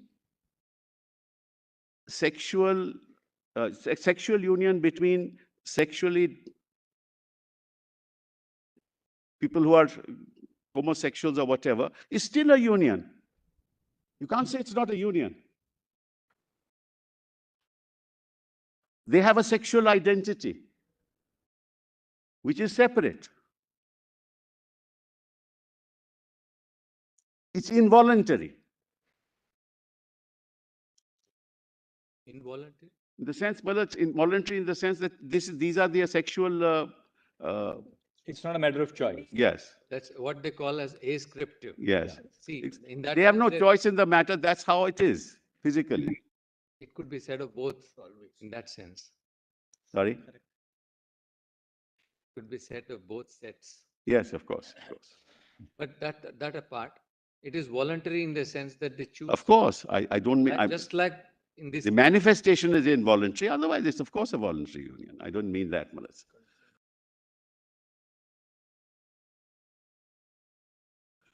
It's consensual. It's voluntary. Your sexual orientation may not necessarily lead you to a union. That's right. It may not. It may not. That's what I'm saying, Manas. Therefore, we are not talking about sexual orientation here, which is what I was started with. We're talking about a sexual union, and we are trying to give that a name. That's what we're trying to do, Manas. That's why you're also asked the question, what's a marriage? Right. Right? You give it a name. Now, they may consider that this is my marriage. Who can stop anybody? How can anybody stop them from considering that this is a marriage? Nobody can stop them. There are two people who decide that they want to live together. They live together for 10 years, 15 years. They say, I'm married to him. The moment you say now, without, you must recognize it, comes the problem.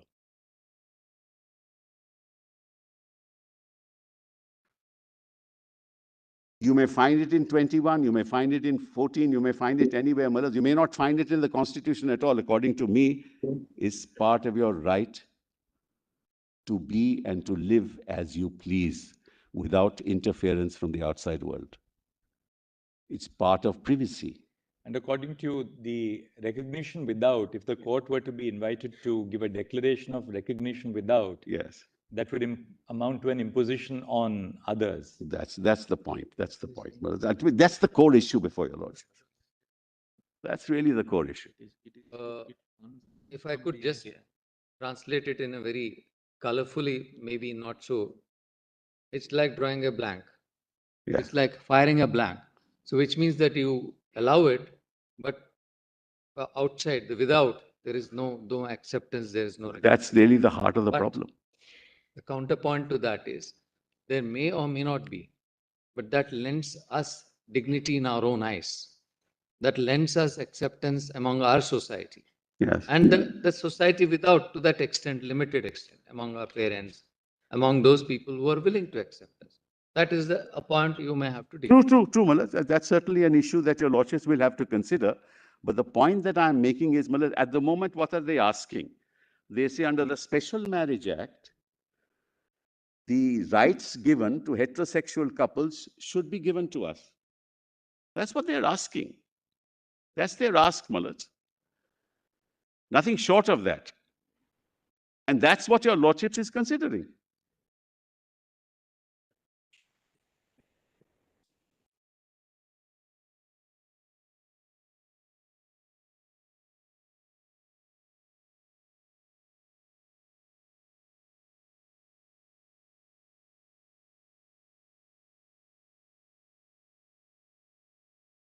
Mr. Sibyl, when we opened the discourse, we confined it, of course, we confined them to the Special Marriage Act with the idea in which we still maintain that we are excluding the whole gamut of personal law from the debate. Yes. But we're not really confined only to the contours of the Special Marriage Act in deciding the broader constitution. That I know. 14, I'm going to come to that, Malad. That's the other issue. Is it discrimination? So when we locate the nature of marriage, the institution of the marriage, we're not really then confined only to the Special I agree, Marriage Act Malad. or its Therefore, statutory contours. I agree entirely. Therefore, your lordships are also considering whether there's discrimination under 14 or not. And therefore, can you then say that this is discriminatory? But where does it go from there? That's the next question. If you find it discriminatory, where do you go from there? That's an even more difficult task, Malad. First, to find that it's discriminatory, that itself is an issue, Malad. Because we are talking about separate sexual identities and unions. We'll continue after Yes, that. we'll continue. Mr. Sibyl, roughly how long will you take just to have a... I won't take much time, Malad. I'm not going to trouble your lordship with all the judgments. I'm just taking the dialogue forward, Malad, so that your lordship knows. Because now we've seen the judgments. We like some assistance at the intellectual level now, and we just forget the judgments unless there's something somebody else. That's correct. That's correct. That's what I'll do. After Mr. Sibyl, who will be taking over? Mr. Datar will be, and after Mr. Yes, after Datar, me, Mr. Mr. Jay Sai Deepak. So Aishwarya will be arguing. All right. Then just about half an hour, not so we've Mr. Datar, Ms. Bhatti, Mr. Ms. Manisha Lavkumar, and then Mr. Jay Sai Deepak. So we would tentatively, this is not the sort of a bench which wields a guillotine, but tentatively we'll keep it for lunch tomorrow for this side. I think so. So that then the other side will conclude their rejoinder by tomorrow afternoon. That's fine. It's deeply obliged. Mr. Solicitor, do you want to? Mr. Solicitor, Justice Bhatt has a very good idea. Mr. Solicitor, you emphasize the general part of your designation and ration the time between your team now. That's already been done. That's it. All right. That's it.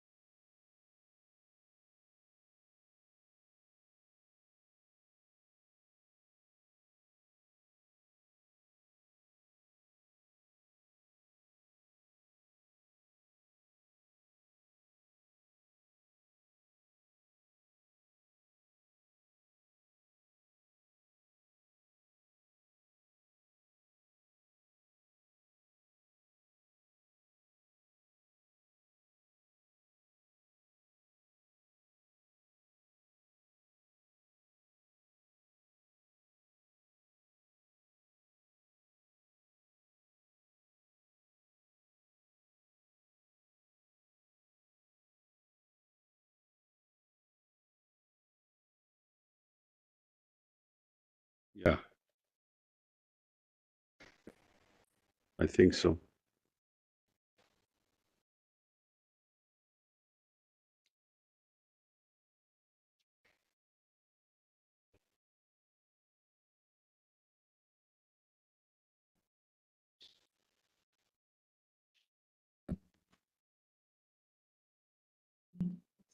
Sorry, brother call. Sorry, everyone. We were a little delayed.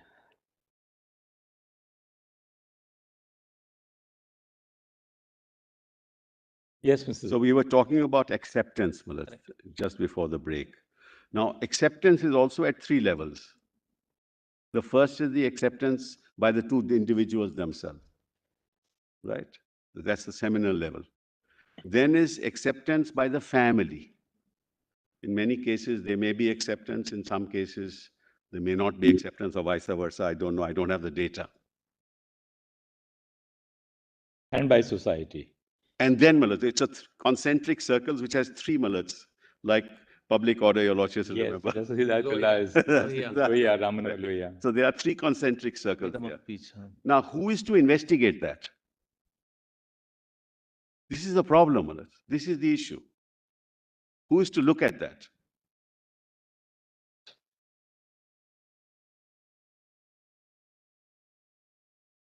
And there we need the aid, Malads, of all kinds of data, opinions, conversations, discourses, debates.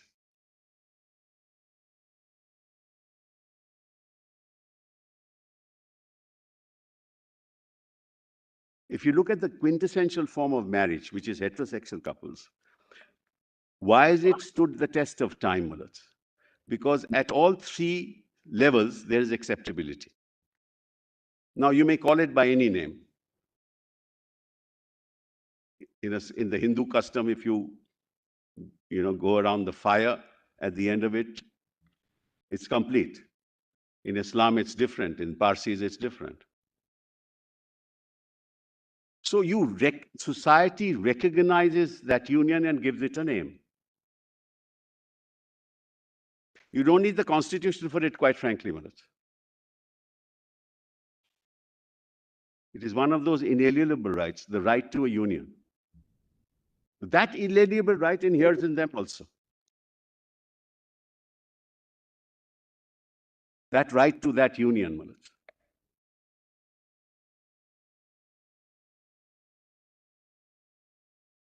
You may call it by whatever name.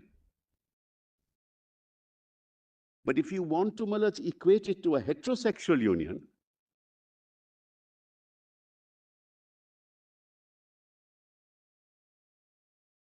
you need all the elements which go into the heterosexual union being recognized.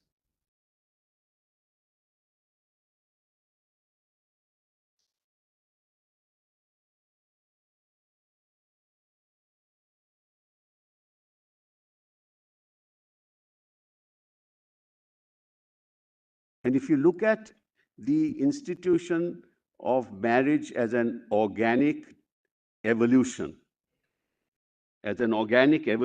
of custom and usage,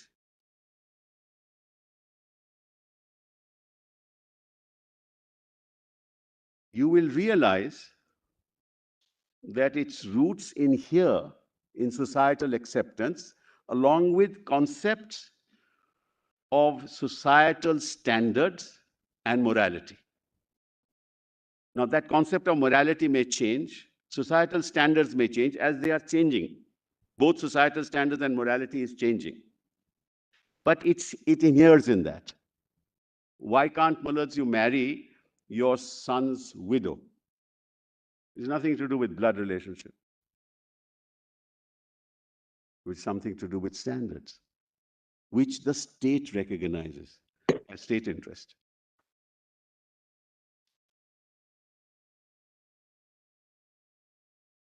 Some the state imposes. Yeah, some state imposes. Others the state recognizes because it's inherent to order. Correct. I agree entirely. Entirely. Well, supposing I were to say it's a matter of choice that I want to have, 3 of us want to live together and we want to marry. Well, nothing wrong with it. I mean, conceptually, there's nothing wrong with it. Where will you place it? Will you call it a marriage? And well, Justice Roberts asked this question Yes. of a pluralistic relationship to counsel who were arguing. And he said there was no answer. He said that time has not yet come.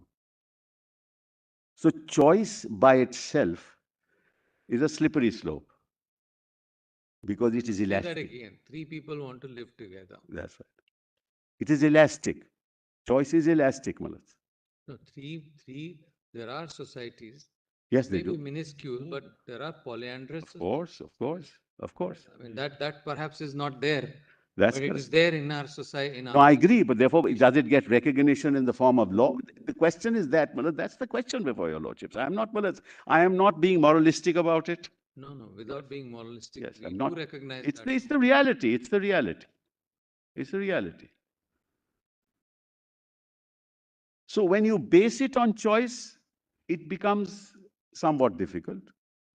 And if you base it on equality, it's even more difficult.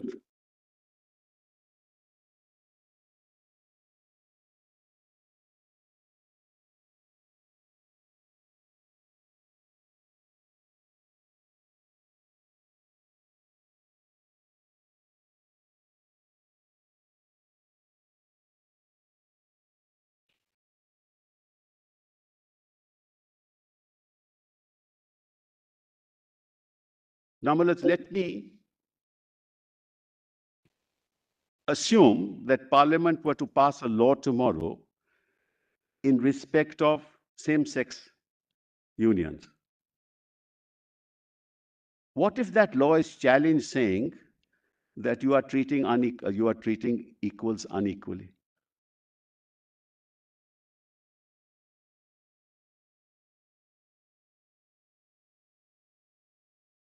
Will you strike it down? You won't.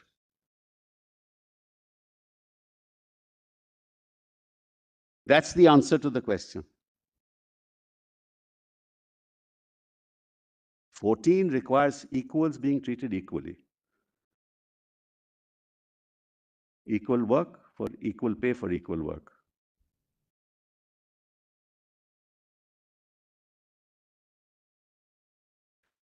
You can't equate a practice that has the sanction of society for hundreds and thousands of years with His question with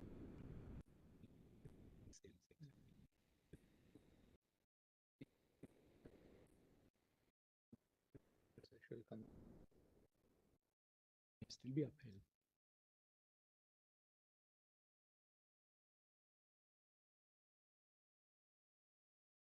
you can't essentially equate these two unions, Malaj, in one class.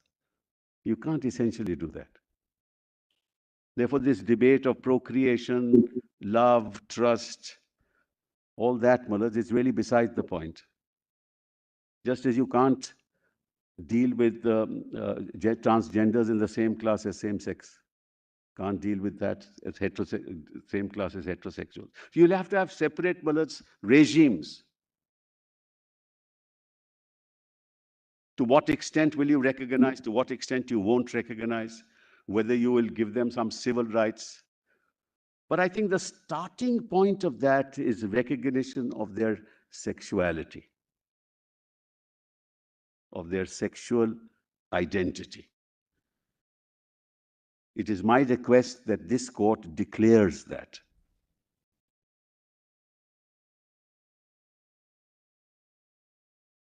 They have a separate sexual identity. What will happen? What will happen is what happened in Kedan. Then, Mr. Sibal, if we declare their sexual identity, as you quite justifiably you are saying that we must, then the court may also then have to contemplate what are the rights which are not concomitant to I'm the coming declaration to, of Malaz, I have, in fact, all this is in my paper, Malaz. I'm not troubling your lordship. Just to play the devil's advocate. Sorry? Just to play the other complete extreme side. Supposing you declare that there is a sexual identity, as you're saying. Yes. As you are saying that you declare a sexual identity. And supposing Parliament comes up with a Yes. DOMA. Yes. You strike it down. DOMA. You'll strike it down. Why? I think so. You have a sexual I'll- identity, but you will not enter into marriage. I come You will back not- to your lordships and have it struck down. But Malas, I want to say something else to your lordships. That what will happen if you do that? Malas, I am here, Malas, at the center. I am to assist your lordships, Malas. What will happen is Gaidan will happen if you do that.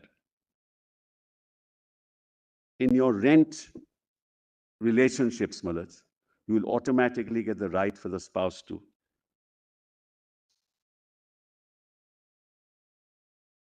What happened in Obergefell was that under the US, gay people were not entitled to military service. They were not entitled to government service. They were discriminated against qua immigration. None of this is happening to our people here. Apart from immigration, they can enter government service. Nobody asks them a question. They can go to any space they want to go. So we are far more liberal in that sense. The US court was dealing with essentially an illiberal environment. We're also dealing with a situation where an individual in her or his capacity is entitled to adopt a child, but merely by dint of the fact that you are in a same-sex relationship, that right to adopt even as a single individual is denied. I agree, but there are people have adopted, Mother, that's not an issue. People have adopted children, even in these relations, even today. There's no issue at all. There are adoptions today, Mothers, that we know of, by same-sex couples. Mr. Sibal, may I say something? Yes, sorry. Ma'am. See, when those adoptions are taking place, they are proceeding on a declaration that one of them is adopting. So it's not a declaration. I agree. Relationship. That's true. And that's in that context, this one of the circulars which the Chief Justice had flagged had come into being and would be addressed by the Additional Solicitor General while appearing for the adoption group. So yes, your lordship is right. What the circular does is, the circular says that though you are entitled to adopt as a single person, merely by virtue of the fact that two of you are cohabiting together, we'll deny you the That's where you incrementally need to expand. This is precisely my point. Absolutely. That's the point we are also That's making. the point I am also making. That you should not make a declaration at this stage. Allow this to incrementally expand these rights once you give that identity. That's very important, Malad. Most of these cases, Malad, Ontario versus MNH also deals with the same situation. But the moment you recognize sexual identity, Mr. Sibal, then how does a court then deny the fact that you are entitled to a recognition of certain other rights which flow out of that sexual No, Malad, that's for the state to do. This is the problem, Malad. Your lordship is now doing something which the state will do in the context of what the state feels is the best interest of the state. So are you saying, if I may try and Yes. decipher, that you don't recognize what is sought, but declare that they have a right to sexual identity? Yes. Full stop. Yes. The rest is up to the political process. Yes.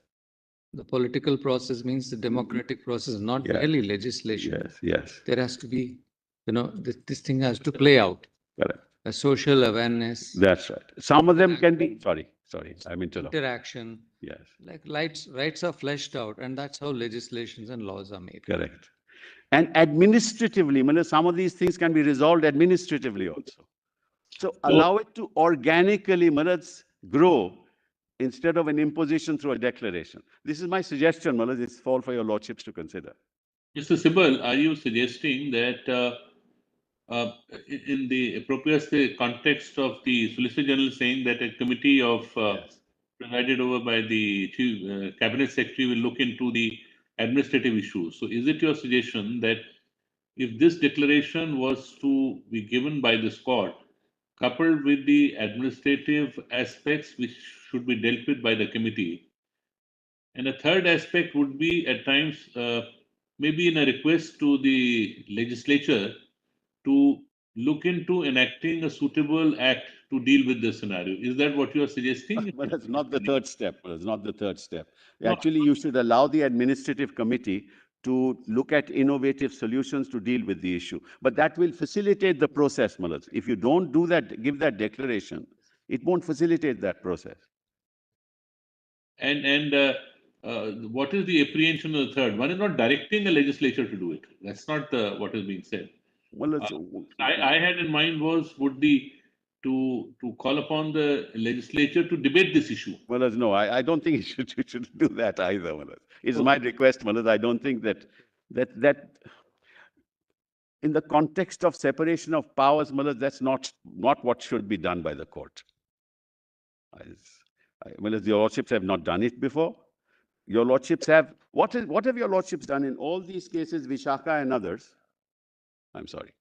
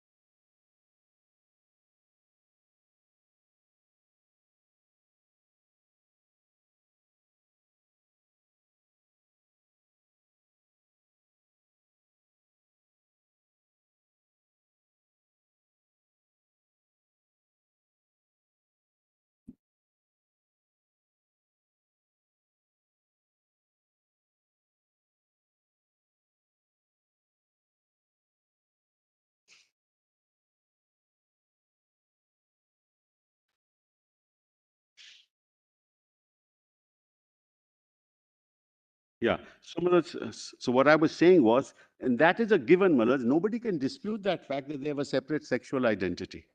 Nobody can dispute that fact. Even the government has not disputed it. So that's a given, Malaj. You are doing nothing more than what the reality is. Now, whether that has got acceptance or not, at what level it has got acceptance is something that will be decided, Malaj, in another forum. And to what extent that acceptance, Malaj, is to be translated into a legal framework or an administrative framework. All the other issues, Malaj, Quesh, Vishaka, and all are procedural guidelines that your lordship said. Procedural, not legal. Those are procedural guidelines in all of those cases.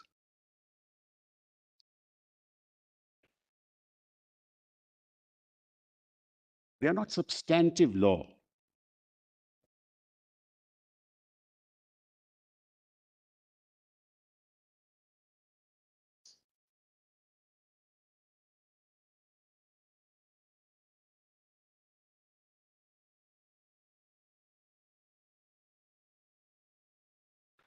So by and large, I have covered a large area. Kindly look at my note, now.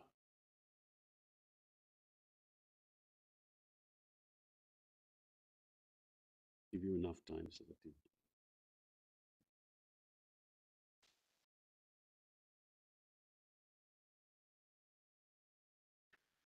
It's just the first part is perspective, what is the perspective with which, sorry.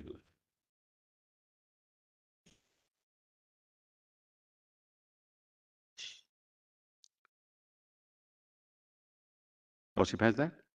Yes. 5 Supreme Court judges are being asked to close the debate in Parliament and in the public space through a declaration that same-sex marriages must be accorded the same status as heterosexual marriages. And minorities... The Supreme Court judges, the Supreme Court. When I say 5 Supreme Court, it's the Supreme Court, Yes. When it's 5 No, we're just sort of clarifying that. No, of course. Even in a judgment of 7-6, the decision of it's 13, 3-2, not a judgment of 7. Obergefell was 5-4. It was the U.S. Supreme Court. I know that. When I said 5, I meant numerically.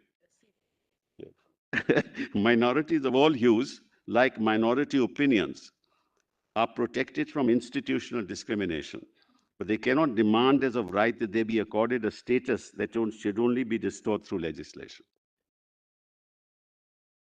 That marriage is a heterosexual union granted societal approbation over centuries. It is not a historical coincidence. The premises that support the institution of heterosexual unions is a sociological phenomena which has endured for thousands of years. The essence of the petitioner's claim now is that the state must change its definition of marriage. This is the issue. History teaches us that when a paradigm shift of the law is at stake, the judgment of the court reflects its wisdom and restraint, which is predicated upon its understanding of the consequences of such a paradigm shift. In essence, liberty means freedom from executive intrusion into spaces protected by the Constitution and not entitlement to government benefits. This is the perspective with which, I request your lordships to look at this issue.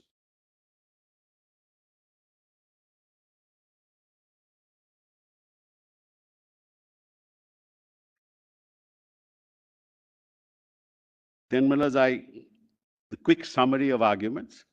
The Special Marriage Act of 54 is not violative of 14, 15, 19, 21 by virtue of being limited to heterosexual couples, as under 14 and 15, opposite-sex marriages and same-sex marriages represent 2 different classes. This is based on historical evolution of marriage as a social institution and unique dynamics between the partners. The Act is therefore not in violation of 14 and 15.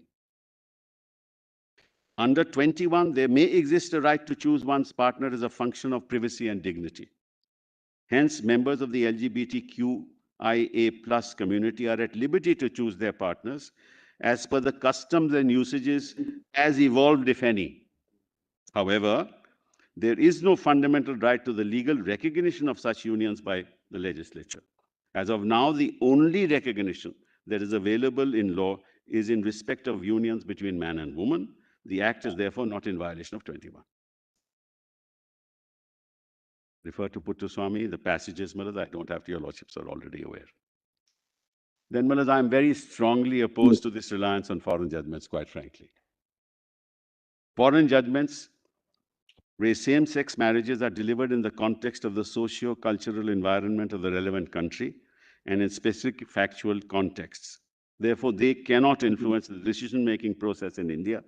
However, they provide valuable examples of the following. 1, the necessity of public discourse and engagement with the issue of same-sex marriages, and 2, incremental changes in law and policy on same-sex marriages and concomitant rights. Well, as I've given, Gaidan refers to it. And then Millard's Minister of Home Affairs, Fori, and the Constitutional Court of... In all cases, Millard, there has been huge public discourse, huge. And there are paragraphs after paragraphs that refer to it, Millard.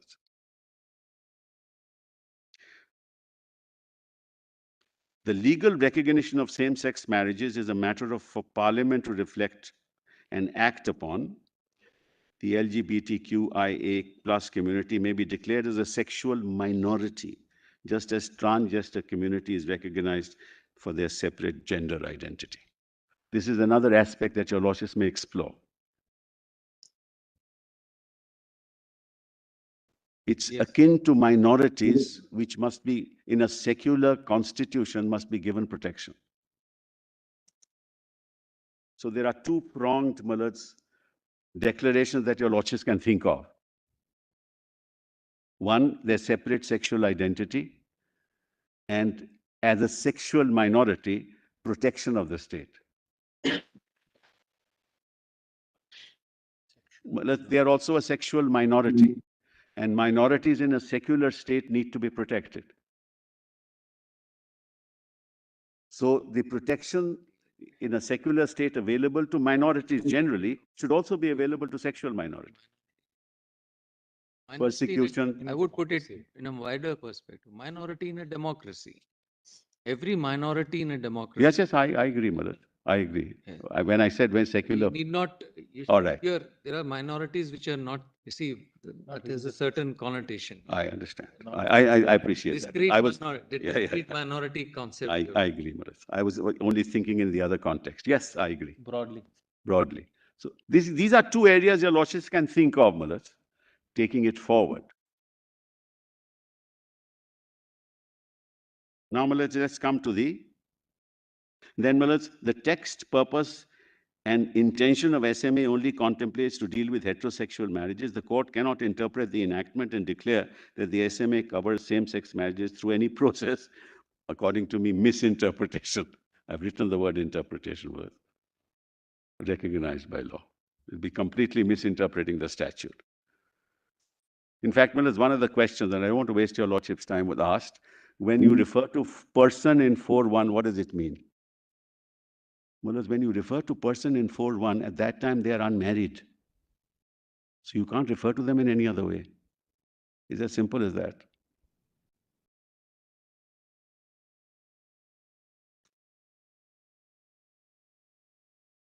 I hope I've made myself clear. You couldn't have referred to them as spouse. Well, they were when you talk of two persons, and what it says is they should not have had a spouse. Otherwise, they can marry. Yes. So persons in 4.1 can only mean persons who are unmarried. So to interpolate into that the concept of spouse is wholly alien. You remember that, so I won't take you to the statute, that's all. Yes. Then Millard's declaration of a substantive right to marry and its legal recognition. Petitioner before the court are seeking a declaration that this court confers on same-sex couples the same rights that are available to heterosexual unions. Recognition of same-sex unions can take place in two ways, either through legislation which confers recognition to same-sex and LGBTQIA unions, or through a declaration by the court holding that such unions should be recognized by law. Therefore, the court must consider the following. 1, does the fundamental right to choose your partner include the right to marry, dehoors a legislative enactment recognizing such marriage? 2, if the answer is in the affirmative, then is the state obliged to legislate and recognize same-sex marriages and accordingly confer the same attendant benefits that heterosexual marriages have? Implicit within these two assertions by the petitioners are two assertions by the petitioner. First, that opposite sex and same-sex couples are part of the same class. Well, this is completely conceptually erroneous. Therefore, there can be no discrimination between them under 14 and 15. Second, that a marriage is a union between any two persons irrespective of their gender and sexual orientation. Hence, the right to marry under 21 includes the right to be legally recognized by the state as such. The union between heterosexual couples recognized within society, even in the absence of law, is a sociological phenomenon, the organic evolution of which has endured thousands of years in different forms. And I won't read it further, I'll just show this to your lordships, that what has been happening in Europe and actually in the developed world over the years is there has been a breakup, an atomization of the family. And because of the atomization of the family, problems have arisen, divorces take place, people start living with each other. And therefore, the need to regulate came to Europe much earlier than it has come here. The atomization of the family has started here because of the process of economic liberalization and people having their own dreams to follow, so to say.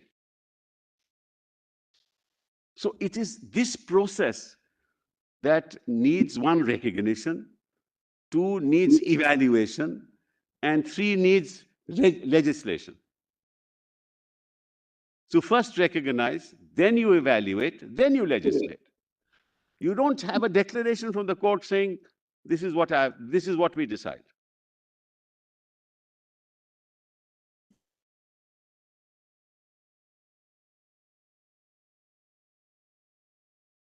So therefore, in paragraph 6 here, of this part, consequently, individuals started exercising choices, such as issues of divorce, custody, maintenance, amongst others, were required to be addressed and regulated.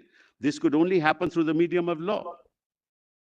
Therefore, for the first time in 55, Parliament enacted the Hindu Marriage Act of 1955. Now, I heard somebody say in the Oxford Union that, we are a vote bank. Tomorrow, the politician will have to run after us because we too have votes. This is the dynamics of society and within society. You should allow that dynamics to play out. You have to allow that dynamics to play out.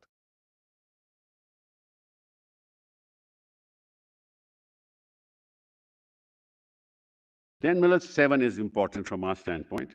These historical developments in the context of societal and community standards prevailing from time to time demonstrate that heterosexual and same-sex couples were not only perceived as belonging to separate classes, but that the legislature chose not to recognize and regulate heterosexual marriages as distinct from non-heterosexual unions. Therefore, the contention of the petitioners that the court declares same-sex unions and heterosexual unions as belonging to the same class is belied both by history and legislative intent. Because their argument was that this is, and your lordships also mentioned, this has been there for centuries in India. So in 1955, when the law was enacted, Parliament knew and chose not to declare them mullahs. That itself gives you, that itself proves the legislative intent that we didn't want to include them here. So both historically and through legislative intent, they don't belong to the same class. They can't. So this whole argument of 14 and 15 is a non sequitur. So then I discussed NALSA, which is gender identity. I don't have to say anything more on that. I've already said what I had to say. Then Puttaswamy, your lordships, I've quoted the paragraph. Your lordships have dealt with NALSA in Puttaswamy. So I've quoted that paragraph. I won't trouble your lordships. Then human dignity, the aspect of human dignity and privacy, the relationship between dignity and privacy is para 13. And then Navtej Johar, which elaborates upon the concept of privacy with reference to an individual's sexual orientation, which is fine. Then privacy in public spaces, para 15 is important. The choice of sexuality is at the core of privacy. But equally, our constitutional jurisprudence must recognize that public assertion of identity founded in sexual orientation is crucial to the exercise of freedoms. So you need to be, nobody can discriminate you if you publicly identify yourself. That also is part of privacy. Then autonomy and privacy. Autonomy and privacy, para 16, are inextricably linked. Each requires the other for its full realization, their interrelationship has been recognized in Puttaswamy. Privacy postulates the reservation of a private space for the individual described as the right to be left alone. The concept is founded on the autonomy of the individual. The ability of an individual to make choices lies at the core of the human personality. The notion of privacy enables the individual to assert and control the human element, which is inseparable from the personality of the individual. The inviolable nature of the human personality is manifested in the ability to make decisions on matters intimate in human life. The autonomy of the individual is associated over matters which can be kept private. These are concerns over which there is legitimate expectation of privacy. It has nothing to do, Malaj. See, the moment you cross the boundaries, the contours of privacy, you come into the public space. Within the contours of privacy, you have complete freedom. The moment you go beyond the contour, well, then societal responses, debates, discussions, acceptance. Don't give that absolute right to be recognized.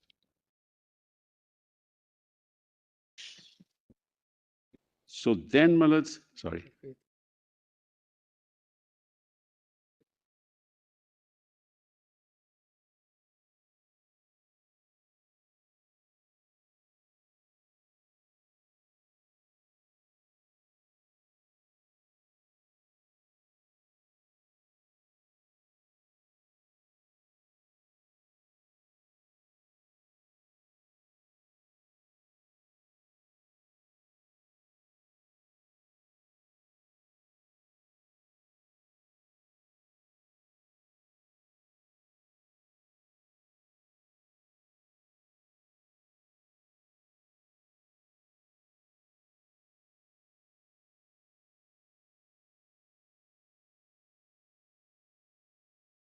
In the absence of an interfaith marriage law, Yes. what you are saying is, in the absence of an interfaith marriage law, Yes. which regulates intercaste and interfaith, could you have gone and said that I am not enabled, so make a law, I have a right to marry? You could have, you marry, Malaj, nobody will dispute that. Who prevents you from marrying? What you're asking for is not that, Malaj. They are married.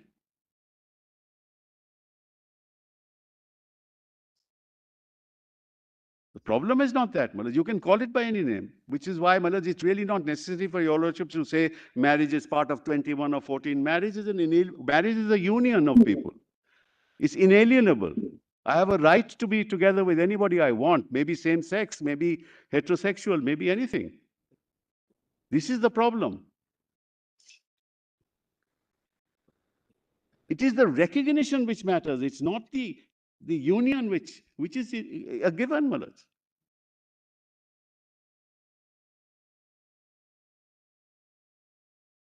The heart of the issue is recognition, Malaj.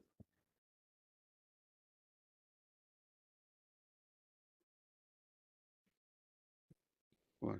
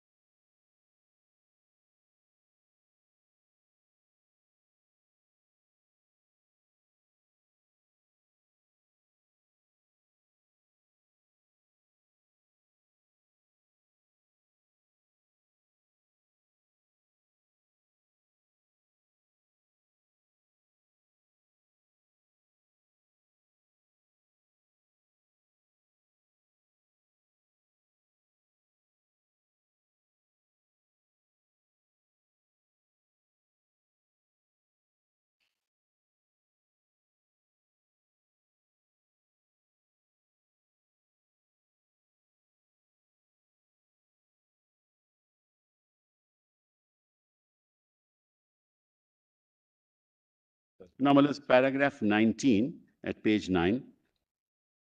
Consequently, both same-sex and opposite-sex marriages are premised on the same human needs of love. This is the argument. Affection, stability, longevity, legislative regime is built around dynamics that are unique to heterosexual marriages, so too a new legislative regime for same-sex marriages will have to respond to the unique characteristics and challenges that same-sex couples face. That's what's important, Manoj. They will face different challenges. Let us assume for a moment that Parliament makes a law only with reference to LGBTQIA plus unions, as it has done for the transgender community. Would such a law be liable to be struck down on the ground that there can be no separate law for same-sex unions because they belong to the same class as heterosexual? I submit that such a law, if made, can never be struck down because different procedures will have to evolve in the unique context of same-sex unions. The consequential issues that are bound to arise when dealing with reference to such unions may not be relevant in the context of heterosexual unions. Therefore, the petitioner's contention that they are being denied equal protection of the law by virtue of them being excluded from the SMA is liable to be rejected. The contention is based on an incorrect assumption. Both society and the law must consider them as belonging to unions of the same class without reference to their sexual orientation. Therefore, the exclusion of SMA is not violative of 14. So this is on the Article 14. Well, that I'm done with that. Now 21. Any form of union between individuals is a matter of choice. Such unions are protected under the right to privacy under 21. This in turn culminates in the right to marry a person of one's choosing. However, it is submitted that beyond the choice of one's partner is the legislative recognition of such choice, which in itself cannot be a fundamental right for the reasons that follow. The petitioners rely on the following. Just 1 minute.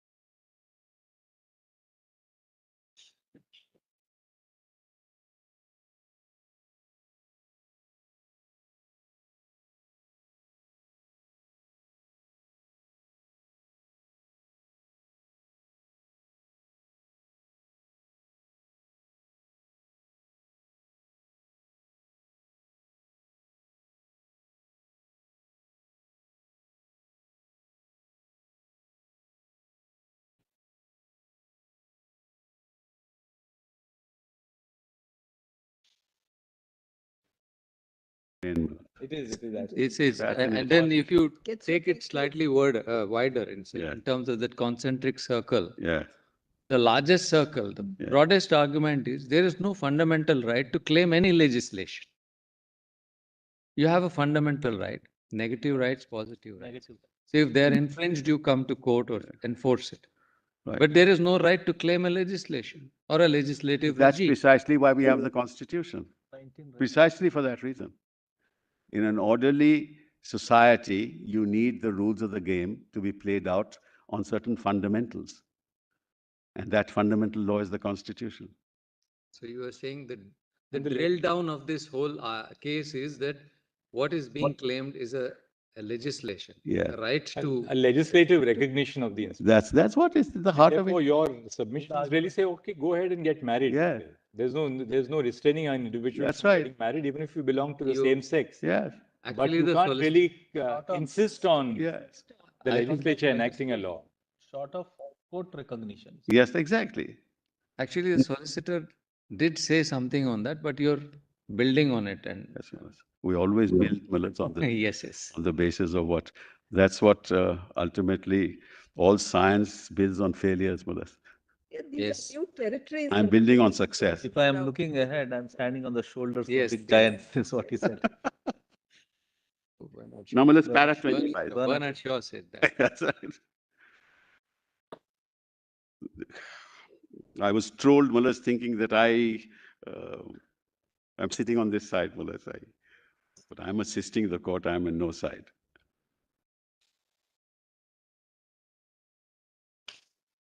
Para 25. The petitioners rely on the following three judgments of this court to If social acceptability is the test, I'm not sure whether your arguments are socially acceptable to the other side. That's the test. That's right.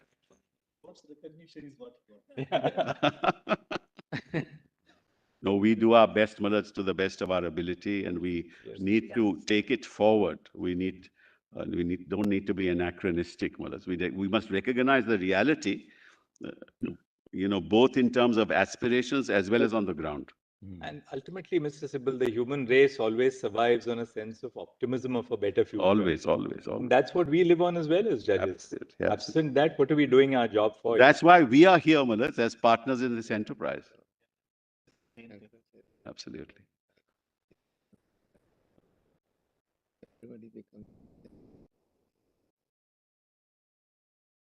The petitioners rely on the following three judgments of this court to assert that a right to marry is recognized under the Constitution, which must be extended to same-sex couples. However, I submit that the contours of this right evolved under specific factual. Well, none of this relates to same-sex. Your lordships will remember in Shafeen Jahan what happened. That young lady. You can skip that, actually. Yeah, so we all know that. So, Mullas, then comes to Mullas, very interesting, on Puttuswamy. But what your lordships relied upon. Mr. Sibal, you know what happens is when you write, and this is really letting out a bit of a secret, when you write, you're also trying to push the paper as a judge. If you didn't do that, I mean... That's true. That is true. In everything that you write, you're trying to but that's... push the limits, so to speak. But that's exactly what should be done, Mullas. Ultimately, the law has to evolve in the context of changing times. And that's what the legal arguments would be also. Yes. Take it to a next level. That's right. Absolutely.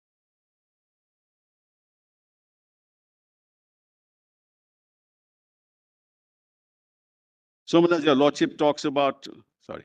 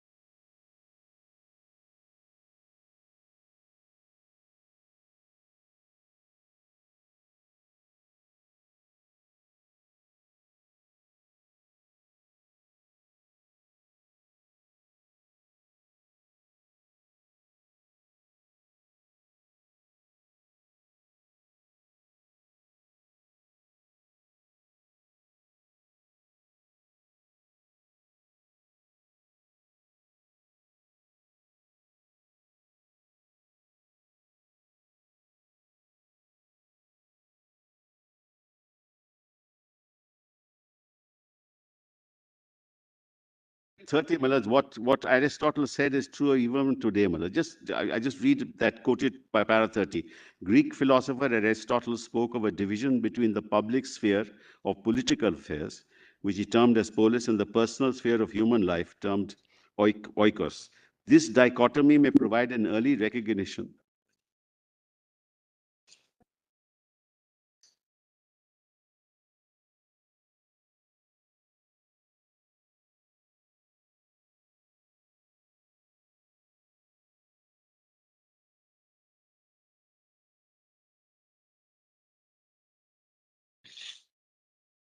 This dichotomy may provide an early recognition of confidential zone on behalf of the citizen.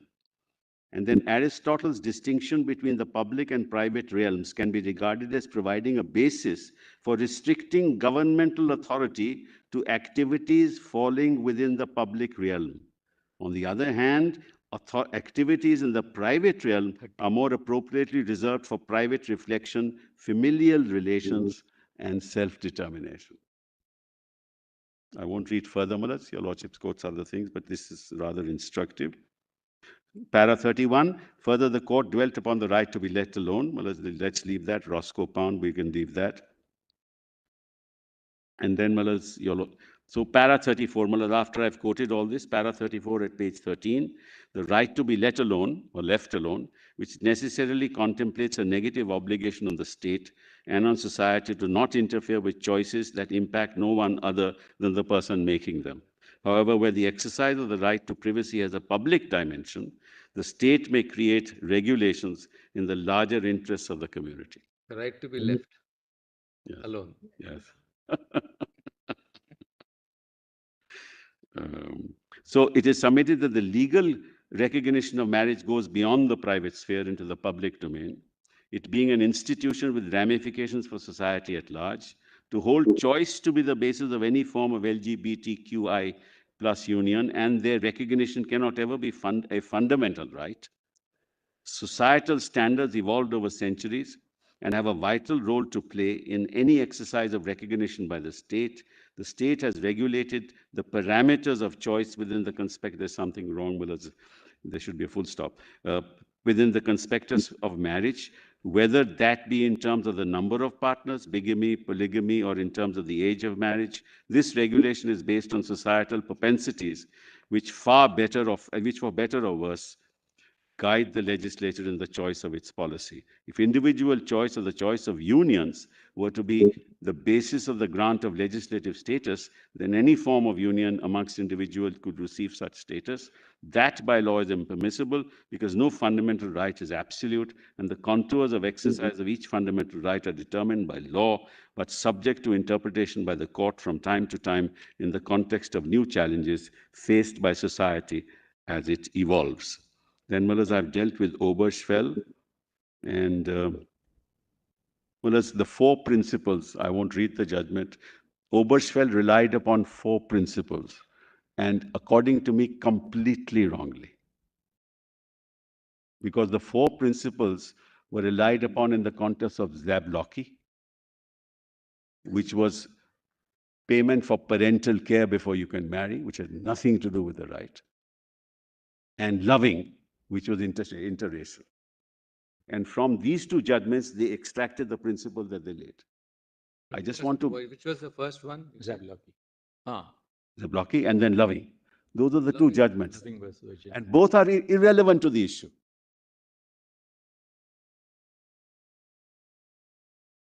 No, loving would be... Interracial. Yes, akin to intercaste. Because it was heterosexual. But it was as intensely... Yes, true. If I may use the word, shocking or blasphemous. Absolutely. That is true, Maharaj. I'm just, Maharaj, trying to indicate to your Lordship, Maharaj, the issue was not that at all. Then 38, this is important, Maharaj. Therefore, the submission that the right to marry and its recognition in respect of the LGBTQIA+ unions is embedded in 21 is therefore untenable. While it is true that those who are part of the community are entitled to choose their partners and declare themselves to be by usage or custom to be married, its recognition would still involve legislation through Parliament or the state legislature, as the case may be, since entry 5 is on the concurrent list. It's exactly, Millard's, what my lord has been, Millard's, debating throughout the day. Therefore, while the right to choose one's partner may be within 21, there exists no unqualified right to legal recognition of such marriage by the state. Then foreign judgments, Millard's, Gaidan I have dealt with. I'm not, your lordship is aware of it. And I said, this is ultimately, once you give the recognition, that two-pronged recognition that I'm talking about, then the litigation will go the Gaidan way. Then Gaidan I have dealt with. Obergefell, Millards, again. Millards, I just want to read, if your lordships don't mind, the quotation. Because remember, even in the United States, it was only in 2003, with the judgment in the Massachusetts case, Millards, Lawrence. that for the first time it was recognized. That's the Goodrich matter. Now, Millards, I want to just, where is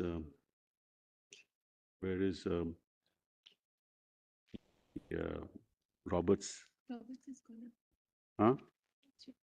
Well, just give me a minute. Well, just come back to page 13 if you don't mind. Well, I'm sorry. Yes. 13. I just wanted to read Chief Justice Roberts, just a couple of paragraphs, if your lordships don't mind.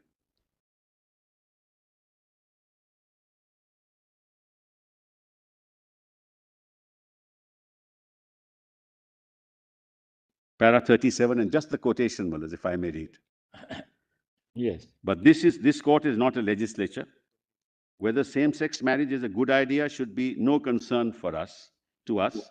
Under the Constitution, judges have power to say what the law is, not what it should be. People who ratified the Constitution authorized courts to exercise neither force nor will, but merely judgment. Although the policy arguments for extending marriage to same-sex couples may be compelling, the legal arguments requiring such an extension are not. The fundamental right to marry does not include the right to make a state change its definition of marriage, and a state's decision to maintain the meaning of marriage that has persisted in every culture throughout human history can then hardly be called irrational. In short, our Constitution does not enact any one theory of marriage. The people of a state are free to expand marriage to include same-sex couples or to retain historic definition. Partly Holmes's formulation. Yes, partly. Right. Now, Millards, I was now I finished Gaidan. I'm not going to trouble your lordships. You're fully aware of the judgment. Then Obergefell versus Hodges I've done. Fourie, Millards, Fourie also. Yes, in Fourie, it's what's important, Millards, para 52, if your lordship don't mind. Page 18, the quoted portion. Has the public had an opportunity to have its say? For the purposes of the present discussion, I assume that the extent to which the public has been consulted would be a relevant factor in determining the appropriate remedy to be ordered. Even making that assumption, the contention by the state and the amici to the effect that the matter is not ripe for determination by this court cannot be sustained. The stark claim that the public has not had an opportunity to engage with the issue is not borne out by the facts. A recent memorandum of SALRC on domestic partnership testifies to prolonged and intensive engagement with the public.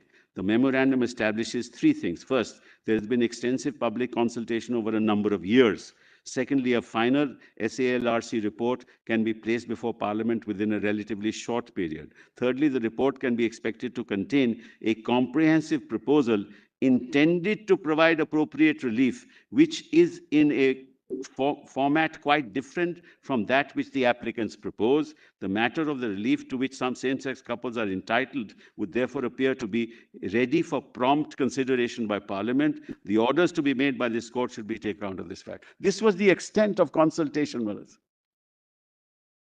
You look at Obergefell, same thing. Look at Fourie, same thing. What we are being told now to your lordships is Parliament, don't go to Parliament. Parliament will not do any of this. Please, you do it.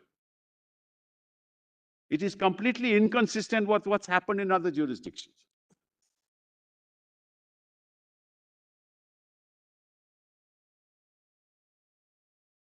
para 53. It's important to note that the presence of meaningful public engagement is not the same as public consensus. For if it were, the general value of democratic decision-making would override individual rights, which is what my Lord Justice Bhatt said, and it's right. You don't have to have consensus on these issues. This is even more apparent in the judgment of the Constitutional Court of Taiwan, which counts as public engagement over a decade's worth of failed legislative attempts to legalize same-sex marriages. However, that engagement, which manifests as Law Commission reports, bills in the legislature, referendums, high court decisions, state legislations, is absent in India. Therefore, it is apparent that while there are liberal democracies such as ours granting legal recognition to same-sex marriages through judicial decisions, such decisions cannot be imported into India without a reference to societal context.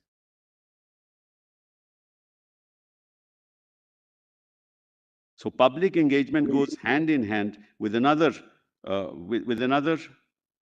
approach, a form of approach. I know something's wrong here. Countries that have conferred state recognition on same-sex marriages, incrementalism. This necessarily meant steps by the judiciary or the legislature towards the recognition of the rights of same-sex couples, either before or after a declaration of marriage equality. For instance, Mexico City recognized the cohabitation partnership of same-sex couples and their marriage since 2009. At the federal level, Supreme Court of Justice declared as unconstitutional any federal law that considered the purpose of marriage to be procreation. So all that happened. Sodomy, Mullers, South Africa, and Mullers, you had Stachwell relating to pension rights. You had Detroit relating to parental rights of permanent same-sex life, and then 40 recognized the equal right of same-sex couples. So this has been incremental. It always has been incremental. On the other hand, Portugal gave same-sex couples the right to marriage through legislation, but has not yet bestowed the right to adopt. Similarly, the Belgian Parliament in 2003 recognized the right of same-sex couples to be legally married, and later in 2006 granted the right of adoption. So there is no set pattern with respect to the route to legislation of same-sex marriages and a conferral of the attendant rights, depending on the issues of federalism, of the relationship between judiciary and the legislature, and of the synergy amongst law, society, and religion. Countries have taken steps that suit their unique circumstances the best, which is why I say that we should not rely upon these foreign judgments at all. So, Maharaj, then I quote the order in Nalsa. Well, as your lordship is aware of it. But what's important is what I have said in para 61 at page 21.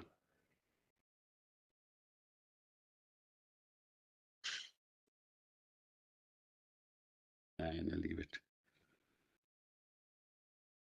Therefore, instead of limiting its judgment to the reliefs prayed for by the petitioners, I submit that this court needs to address the following issues.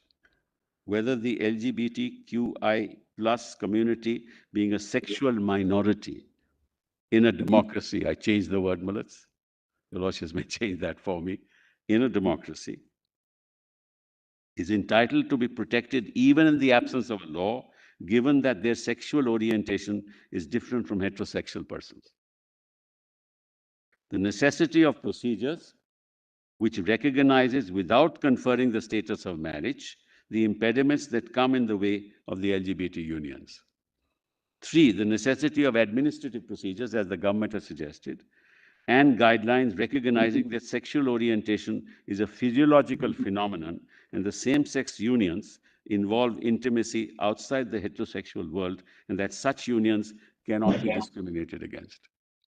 The above is possible only when the LGBT community is recognized as a sexual minority in tandem with the recognition of transgenders having a separate and unique gender identity, which now has been recognized by law. Once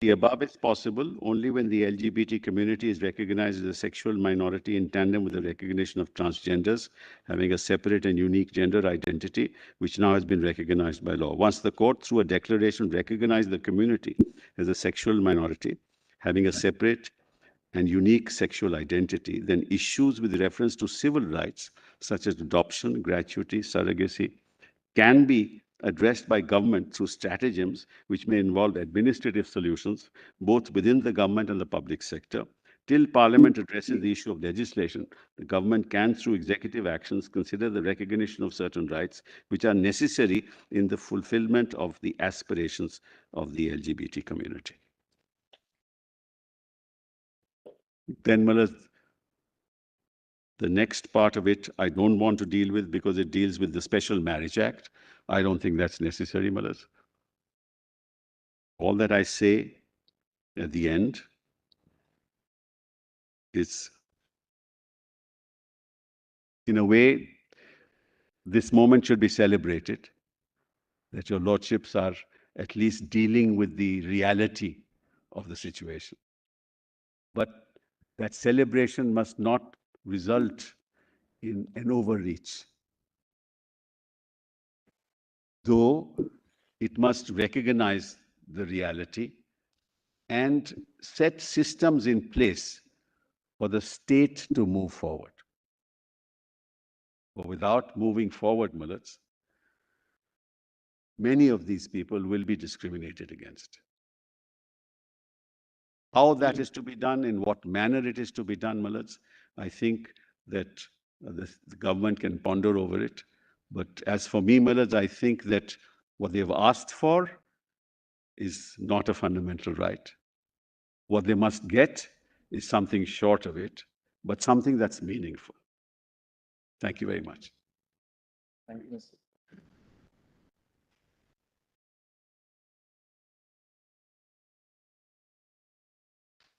Sorry.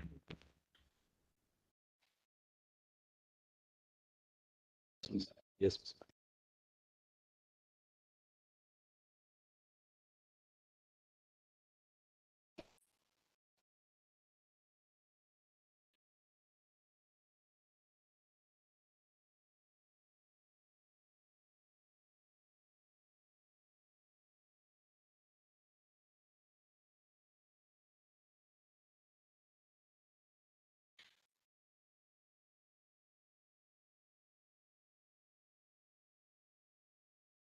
Lord. My Lord, I have submitted written submissions, which I hope your Lordships have got, for 12 pages. And there is a brief compilation. To the extent possible, I've tried to avoid. Not this was prepared on 2nd of May. So to the extent possible, I've noted the submissions and tried to deal with issues not dealt with. My humble request is, as I go along, if your Lordship feel this point is covered, just ask me to move on, because we have to, others also have to argue, my Lord. My Lord, I have basically 6 grounds in my written submissions. And if your Lordship takes page 1,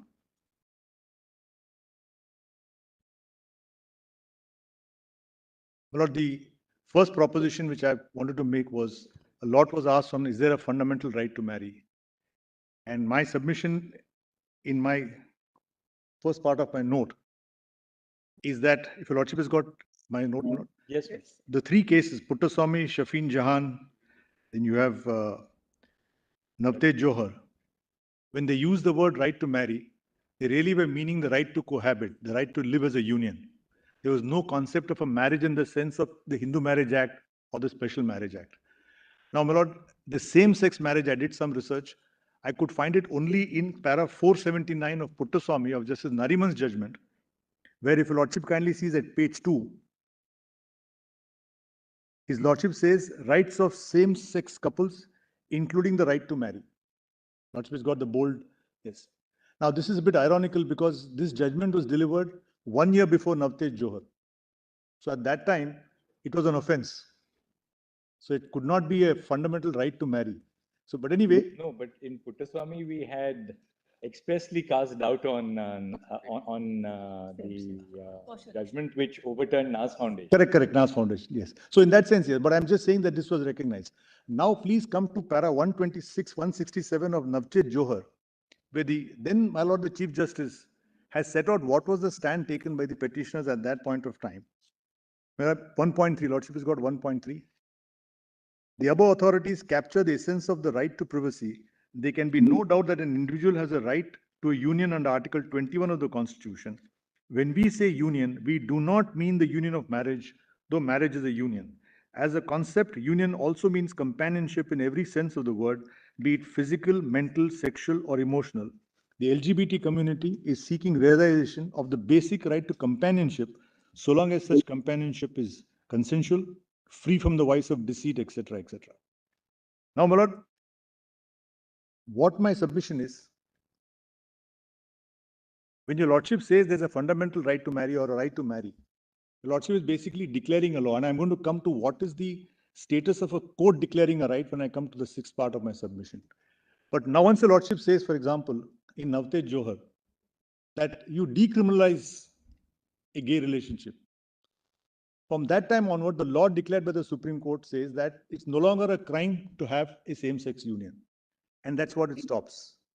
Now, but to go one step further is a totally different aspect. Now, once the court says that a same-sex union is not illegal, is not a crime, from then on, any legislation cannot say that if 2 people of the same sex cohabit, it will be an offense. That's the law declared by the Supreme Court. Unless that law is changed by an amendment of the Constitution, that will be the mandate. And I give you examples where once your Lordship declares the law, and Lordship will kindly see Article 13(2) says law includes. It is not just Act of Parliament, notification, regulation, custom having the force of law. I would say a law by Parliament is X. The interpretation played by your Lordship is Y. And X plus Y will become the law declared by Parliament in future. Now that can be changed as per Prithvi Cotton Mills by reviewing the basis of the judgment and so on. But once your Lordship says there's a fundamental right to marry, it is a recognition that they have a right to cohabit. It was not used in the sense of marriage as in the marriage law. That's the first proposition I'm making. Now, my lord, I've just given examples of how the parliament has overcome judgments which it did not find, like for example, whether in reservation cases or in 46th Amendment, etc. When Supreme Court said, yes, you can't levy tax on works contract, they made the 46th Amendment. When they said you can't cross 50% limit in promotion, they made it. EWS. It was said that economic criteria is not a criteria. Mandal said that. Indira Sawhney's case. But the Lordship Which made one the of them amendment. relates to a fundamental right? Pardon me? Which one of them relates to a fundamental right?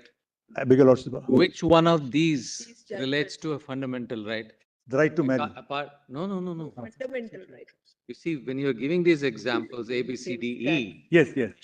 none of them actually relate to a fundamental right. No, I'm not saying that. Anand Dunkerley or I'm saying what's the law declared by Supreme Court.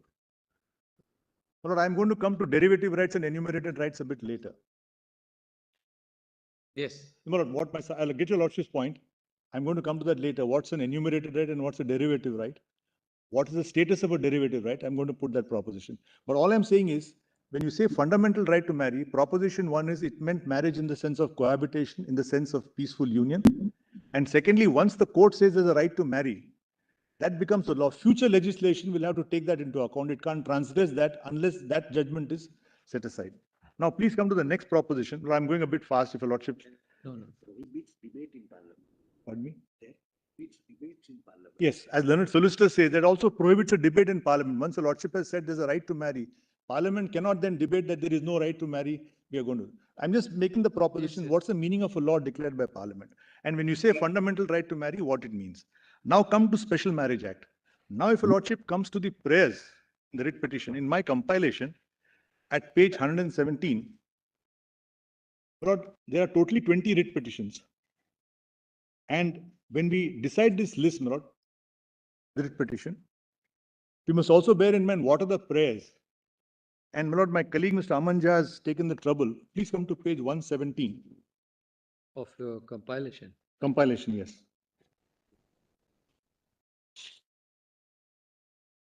Lordship's got it? Yes. Page 117. Now, just to save your Lordship's time, there are totally, from page 117 to page 125. Now, Lord, this call has got it? Just getting it. Index to come. I'm sorry, but I'll just wait. I'll just wait.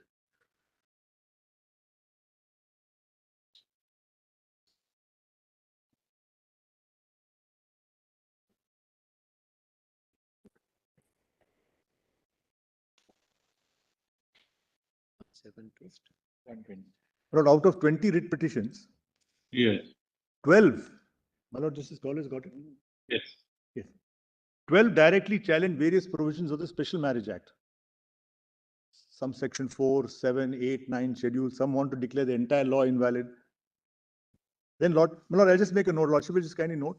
117 to 125 are challenges to SMA. 125 to 128 are challenges to SMA plus some other act. How many in number? Total 20 writ petitions. No, 125. Yes. Now, if your Lordship wants, only SMA 12 writ petitions. Yes. Then SMA plus other acts are 13, 14, 15, 3 writ petitions. 13, 14, 15. Then, my Lord, only Hindu Marriage Act are 16, 17, 18, 3 writ petitions. Foreign Marriage Act, 1 writ petition. Citizenship Act, 1 writ petition. My Lord, I've just summarized, we have summarized to the extent possible what are the grounds of challenge. So now I come on, sorry. Yes. So, my Lord, this table will give your Lordship what are the cases before your Lordship, what have they challenged, what grounds they have challenged. Lord, 20, I don't know if any new writ petitions have been filed. I've also not dealt with the interventions, I've just dealt with the basic writ petitions. Now I come to the second point, which is at page 4 of my submissions. Whether the Special Marriage Act is ultra vires Article 14, 19, 21, Lordship can also add 15 there. Now, my first submission is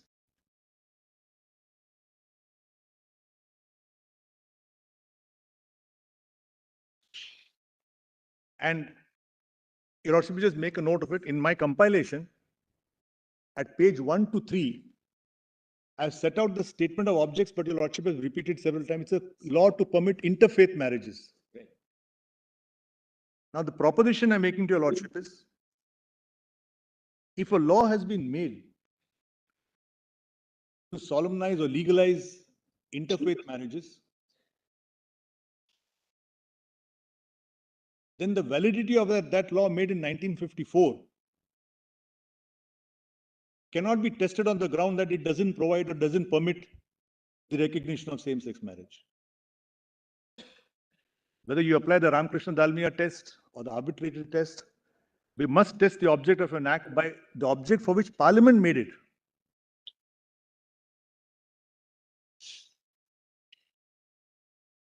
The stated object. The stated object. In 2.3, I'm come to only one exception, where a law made for a particular purpose at that point of time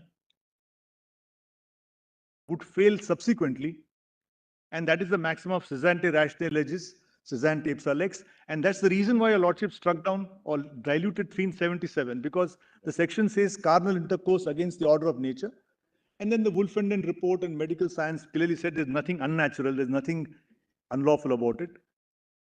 So the very rationale for the law went. It was on some biblical thing of in case a law cannot be struck down on the ground that its coverage is not wide enough to cover Everything that it ought to cover. Under inclusiveness. That is covered by just Under classification. Under classification or under Yes, inclusive law is a valid law. Yes. And that's been dealt with Ajit Mills by Justice Matthew. Please come to Ambika Mills. Please come to 2.4. Exactly what Your Lordship. Regulate something. Yes. Pardon me? You don't have to regulate Everything. Regulate Yes. something. Yes. Yes. If you want to give something, it doesn't mean that everybody has to get it. Correct. Correct. And that's why the classical statement that it is open to the legislature to recognize the degrees of evil. harm. And yes. Degrees of harm. And what Your Lordship is saying is echoed. I mean, it's You by can Justice you Matthew can at 2.2. legislate in phases, you can legislate in parts, Parts. you can cover a part of a social problem even at a given point of time. Even in the case of personal laws, this has been used even more. Yes. Yes. They said you can do it in phases, looking at this. What they call the marginal gains. You go incrementally in. Step by No, step. sorry. So ma'am. you can't Yes. challenge a law on the ground that it should have gone much broader or wider than it has. Yes. But That's yes, for the legislature. why I said so was because most of the writ petitions seek to strike down certain provisions of the Special Marriage Act and Hindu Marriage Act. And I'm saying that, look, these are newly recognized rights. You can't now strike down a 1954 law on the basis of some rights that come later, which I will come to later when I come to it. Now, my Lord, in the light of what my Lord the Chief Justice mentioned, exactly what Your Lordship said. Judicial response. My Lord, Their argument is it will be a disproportionate judicial response, therefore include us. my Lord, I'm going to use the expression that will amount to judicial retrofitting when I come to it later. No, but even if they are right in asserting, Yes. even if they are right in asserting Right. that same-sex couples are entitled to the benefit, I mean, for testing their hypothesis, that a same-sex couple is entitled to the benefit of the institution of marriage. Because as they said, we are not really despising marriage, but we want to have the benefit of the institution. Even so, you cannot challenge a legislation on the ground of discrimination on the ground that it included only a part of the Exactly. community within its field. Right. That's one argument. And Right second, to association, Yes. remember Damayanti Naran. Yes. Right to association, in that classical sense, right, Yes. is essentially a right to exclude. yes, yes. So if you taking your argument, liken marriage like a club, like this is meant for so and so, so and so, so and so. Implicit in that formulation is that those others cannot be made part of this or members of this club. Yes. And Mr. Datta, there's another reason for it. Because in that case, if you strike down the law on the ground that it is under-inclusive, Everything. that will not then result in the creation of a law which is broadly inclusive. It won't solve the problem. In fact, that's what happened to us when we had this challenge to the distinction between the ages of marriage for women and men. 18 for women and 21 for men. Justice Narasimha and I got that challenge. But the answer was simple. I mean, that's for the legislature to increase the age of marriage of women to 21. If we strike down the age of marriage of 18 for women, you'll have no law on the subject at all. Yes. Lordship is right. Yes. That's one of the reasons why an under-inclusive law is not struck down.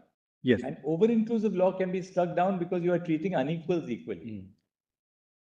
The only reason perhaps is if you start a new law and then, for example, let's say you have, you take a class of people and you deliberately omit somebody, then will it be under inclusiveness or you left out somebody? What's the reason? That will be a separate issue. That is that hyper classification issue. Yes, hyperclassification, yes. Of the same genus, then you can't exclude You somebody. can put yourself in that and say this is an artificial wedge. Yes. Then that. Then this. Now, Therefore, the alternate argument, which is don't strike it down. That's right. But read in an under-inclusive law to make it All these to the broadly extent of according to caution. This is that. I'm going thinking- step by step. One is, there are three No, first we're interpretative dealing tools. with unconstitutionality. Milord, there are three interpretative tools. Second is Reading down, sorry, you said. adding words, and the other one is what's called the third category, updating construction. So all three, I'm going step by step. I'm saying first you can't strike it down. That's my first submission. And on under inclusiveness, kindly just see, Milord, the para 2.4. Ambikan. Matthew. This is Matthew. This is Matthew. So shall I skip it, Milord? Or shall Yes. Okay, yes. Now, Lordship will kindly come to same thing in the doctrine of Eclipse also. Eclipse judgment also. which one? The doctrine of eclipse. Where? Eclipse in the Eclipse. fundamental right sense. Vikaji Narayan Dakras. Which one? Just Matthew discusses the doctrine of eclipse also. Yes. in this one. Datar, it's a. Yes. It Old- discuss about the companies, whether the company can be a citizen and. No. Sundaramaiah, if you remember Sundaramaiah. Yes. Constitutional prohibition. Yes. Then that later, which is that 59, Deep Chand.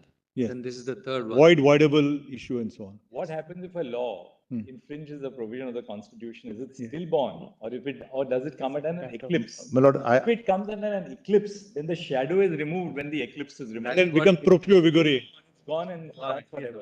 Ambrika talks of that My lord, because it deals with there is a very serious problem in that.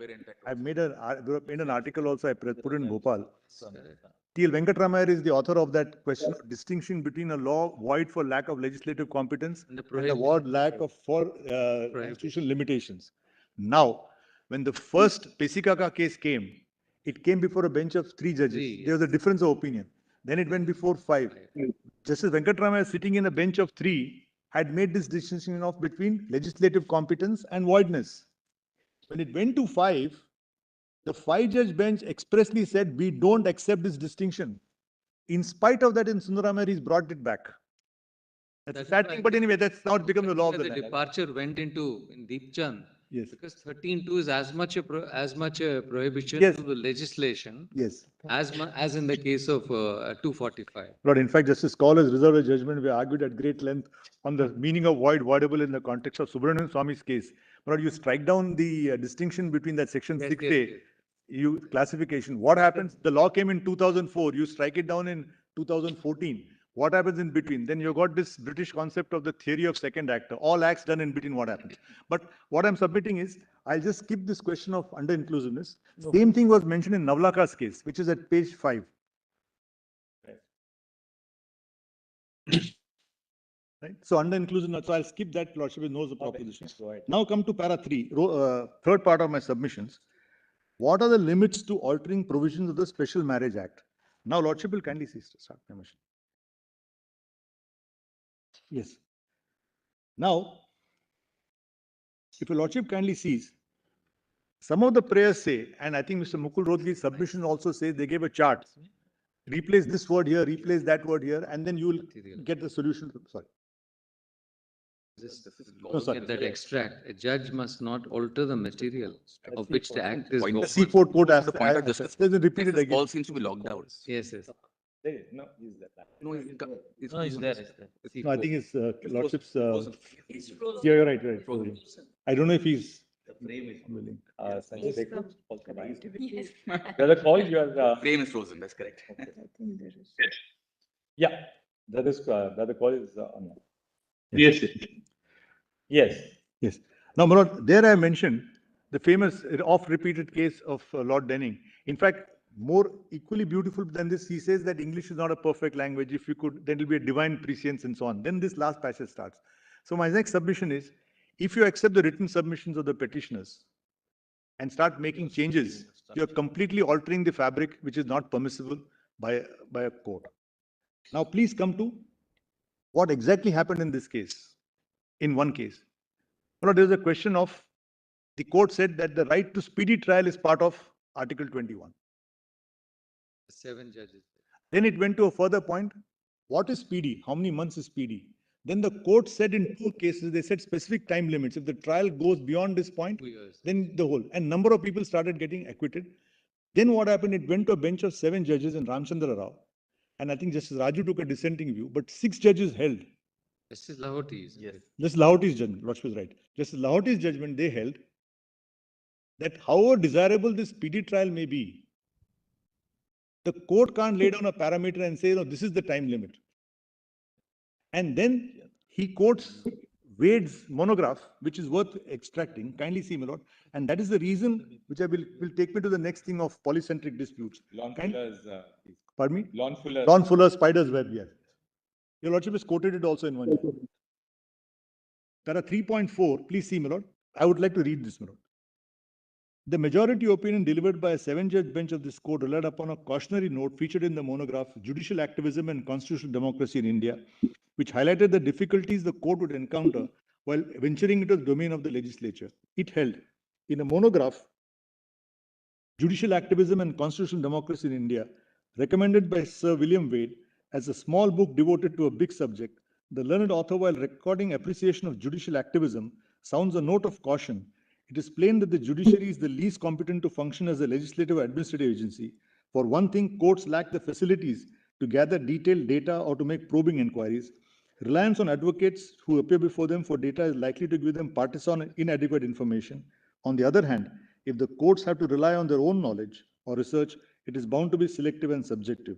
This is very important. Courts have also no means of effectively supervising and implementing the aftermath of their orders, schemes, and mandates. Moreover, since courts mandate for isolated cases, the decrees make no allowance for differing and varying situations which administrators will encounter in applying the mandates to other cases. Courts have also no method to reverse their orders if they are found unworkable or requiring modification. Highlighting the difficulties which the courts are likely to encounter if embarking in the fields of legislation and administration, the learned author advises the Supreme Court should have well left the decision-making to the other branches of the government after directing their attention to the problems rather than itself entering the remedial field. Yes. Now, my lord, here I want to mention that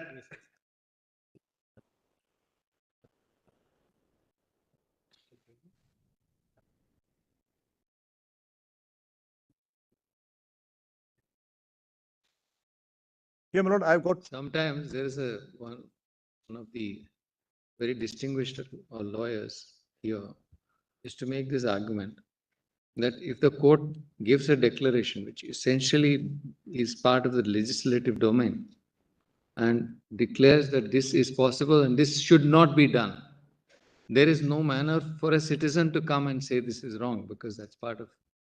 Yes, yes. I'm going to come to, I want your lordship to lay down some law on what's the status of derivative rights. There's no such, but I'll just make my submissions. I'm relying on an article by Sirwai, but kindly see. Now, my lord, here I want to mention, stopping here for a minute. What? Void. Possibly, Mr. Sirwai, possibly what your lordships indicate. The previous Attorney General said that. He used to make this argument. Yeah. Yes, Mr. Datta. Mr. Datta has 7 minutes to go. Huh? I don't know if I'll finish. I'll try my best. We'll wrap it up by 4 o'clock. I'll try and wrap it up. Just give me 5 minutes more, lordship. Yeah. Now, here I'm going to submit. If a lordship takes Vishaka was a guideline, but the Union of India accepted those guidelines. Take triple talaq. In the minority judgment of Kher and Justice Nazir, they said, yes, the union accepts that this is the correct position, striking down is correct. And also the All India Muslim Personal Board filed an affidavit saying the Qazis will be advised to tell the bridegroom not to enter triple talaq. So this is a concept of collaborative governance, where when the Supreme Court makes a declaration, filling up a vacuum or giving some general guidelines for the welfare of the people, if the union supports it, then it becomes a concept of collaborative governance. But if the union is opposed to it, my lord, then my humble submission is those guidelines should not be issued. And here what I'm submitting is, Lordship will have to bear the difference between Article 141, where Lordship declares the law, whereas the making law is 246.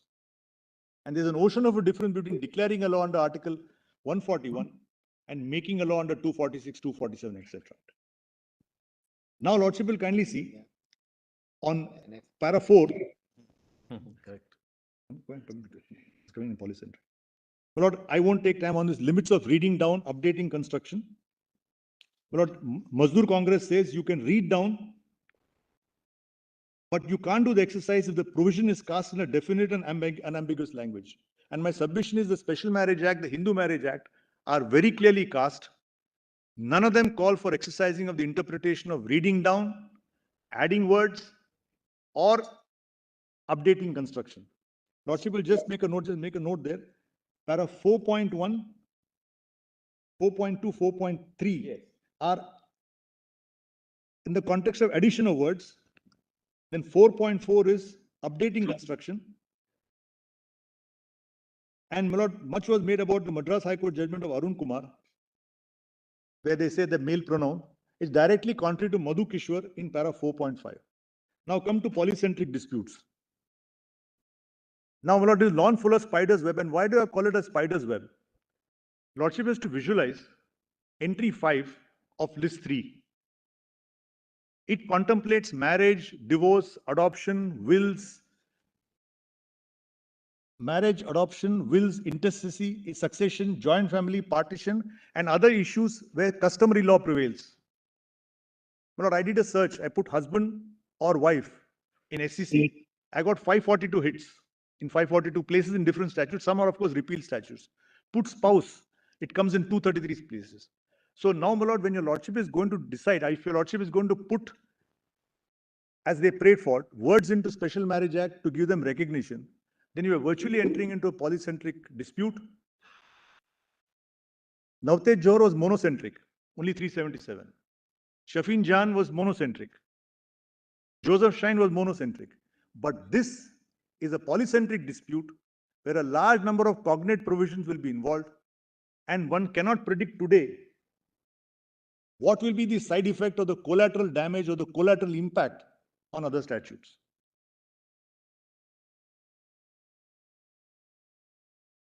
Now, my lord, 4.10 is, my lord, the Chief Justice has referred to lawn fuller with approval in the OROP judgment, my lord. Now, finally, I come to enumerated and derivative rights.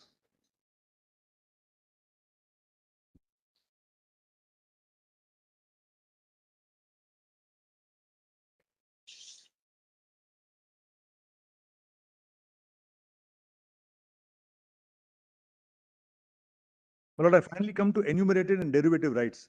Lordship said, what is the right to marry? Now, my submission is, right from A.K. Gopalan, it was settled law that part 3 are not exhaustive of all the rights. Justice Das's judgment is there, Dasgupta judgment. And subsequently also other judgments are there where it's not exhaustive. Now, right to life has been the source or the some kind of a Gangotri of so many rights, the fountainhead of so many rights over the years. Now, what is the status of these rights, derivative rights? Now, these derivative rights were first discussed in All India Bank Employees Association, where they said 62. Where, my lord, Justice Rajgopal Iyengar. I know what you're saying, where he says that your right doesn't include the fruition of that right. Yes. I got the right to form an association, but that does not mean that the Bank Employees Union has the right to ask for the accounts of the company so that they can decide how much more bonus they can claim. So he says that your right is to form an association, but you can't get automatically the right to make that basic right complete. Fertilizer Kamgar Union also then took that. Yes. And Maneka Gandhi quoted All India Bank with approval. I've quoted both those points. And therefore, my submission is, Lordship will just take Seerwise article. And this is a new point I'm making, your Lordship may kindly see, because Lordship keeps on evolving rights. Where is the reference to Seerwise article? Seerwise article is at page 39 to 53 of my book. Well, I'm just trying to meet the 4 o'clock deadline. Compilation. Yes. Kindly come to page 48 at para 17. It's a wonderful article written in the context of the Privy Purse's case. Of course, Mr. Sirwai felt the Sirwai Privy Purse's judgment was wrong. Why I use this? I was trying to find out. Lordship says there's a right to shelter, but it can't be implemented. There's a right to, Lordship just now mentioned, right to education. What follows? I may declare right to marry. Then what happens? Right to roads, right to housing. Does that mean that you don't recognize that right? Yes, what I'm submitting is you recognize the right, but I'm putting a proposition that once you recognize the right, future laws must take that recognition into account. But there could be some derivative rights. Suppose Lordship says right to life includes right to shelter. In the Hoffeldian sense, it will not carry a corresponding duty that you must provide housing. So some derivative rights, and there are two categories of derivative rights. From our constitution lexicon, you will say this is somewhat like a directive principle. Directive principles. Yes. The lines of. Yes, yes. Directive principles who are born out of a fundamental right. There, my lord, if you read minimum ills, they make very clear these are the desired goals of this thing. Here you say it is a right. If I got a right to life, I got a right to housing, I got a right to shelter, I got a right to food. All these are rights. Now these rights, there are two types. One are rights which are inextricably intertwined with the main right, right to free speech and expression. In Romesh Thapa, they say right to publish is part of free speech, because the Supreme Court said you want to publish what you think, you don't want to talk to yourself. So that's an integral part. There are some rights which are derivative rights, which are derived rights, which I'm humbly submitting can be inchoate rights, because as Sirwai explains, there are certain rights which are exception to the concept of ubi jus, ubi remedium. There is a right, but there is no enforceable remedy. Mr. Sirwai mentioned in the context of this thing. Now, my lord, I'll just make my last submission. Yes, no, it's okay. Just 5 minutes, my lord. Yes, Mr. President. The last submission. Yes. Now, my lord, so there I mentioned about All India Bank and so on. Now I come to this by submission. If your lordship sees the Arbitration and Conciliation Act, surprisingly, in the 7th schedule, lordship will just make a note. Yes. In the 7th schedule to the Arbitration Conciliation Act, conflict of interest, they use the word explanation 1. Kindly say explanation 1.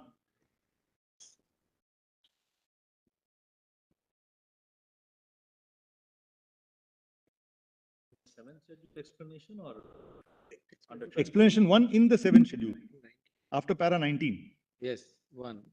Lordship got it? Yes. The term close family member refers to a spouse, sibling, child, parent, or life partner. Yes. So they use spouse differently from life partner. So an arbitrator, perhaps if he's gay, and if his life partner is gay, then it becomes a conflict of interest. So spouse is not necessarily inclusive of life partner. Well, Lord, I will conclude my point just mentioning that the decriminalization of same-sex, your lordship's judgment in Navtej Johar, was really a historic moment. It will be a jewel in the crown of the Supreme Court, and I mean it, my lord. It's a huge impact of reading down a biblical-based law, which is completely anachronistic to a constitutional democracy. The lordship declared that these people can live in peace. They will not be prosecuted under 377. They will have the same rights as all of us to live in peace, harmony, nobody disturb them. But my humble submission is, making that declaration is the constitutional border of the judiciary.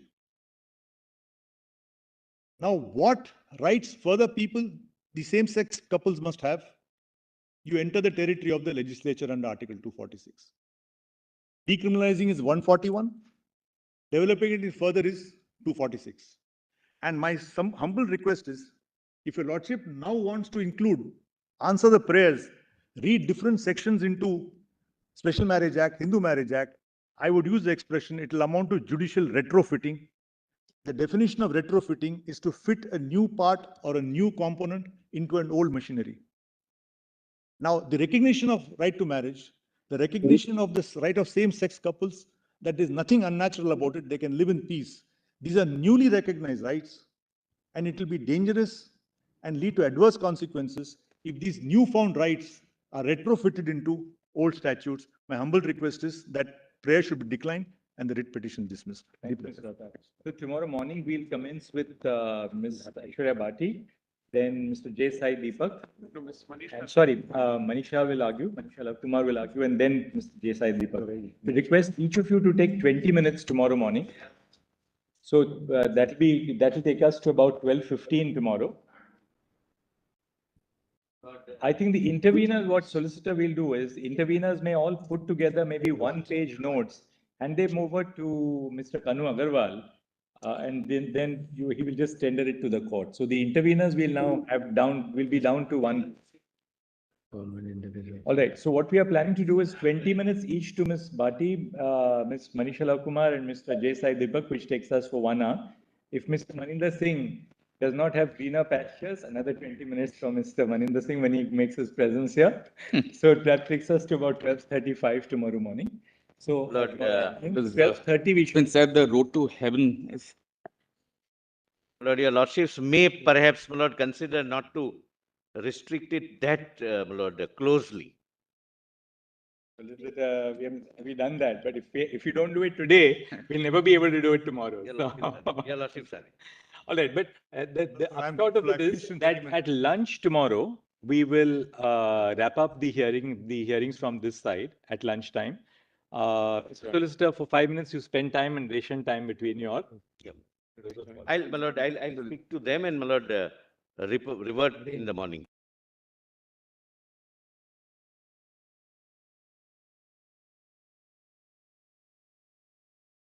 Also, as Justice Bhatt says, if everybody need not now read out extracts from judgments, etc., you can just give us a note, refer to the point. That's what Mr. Sibal, Mr. Datar also did today. So that really saved a lot of time when Mr. Sibal and Mr. Datar were arguing.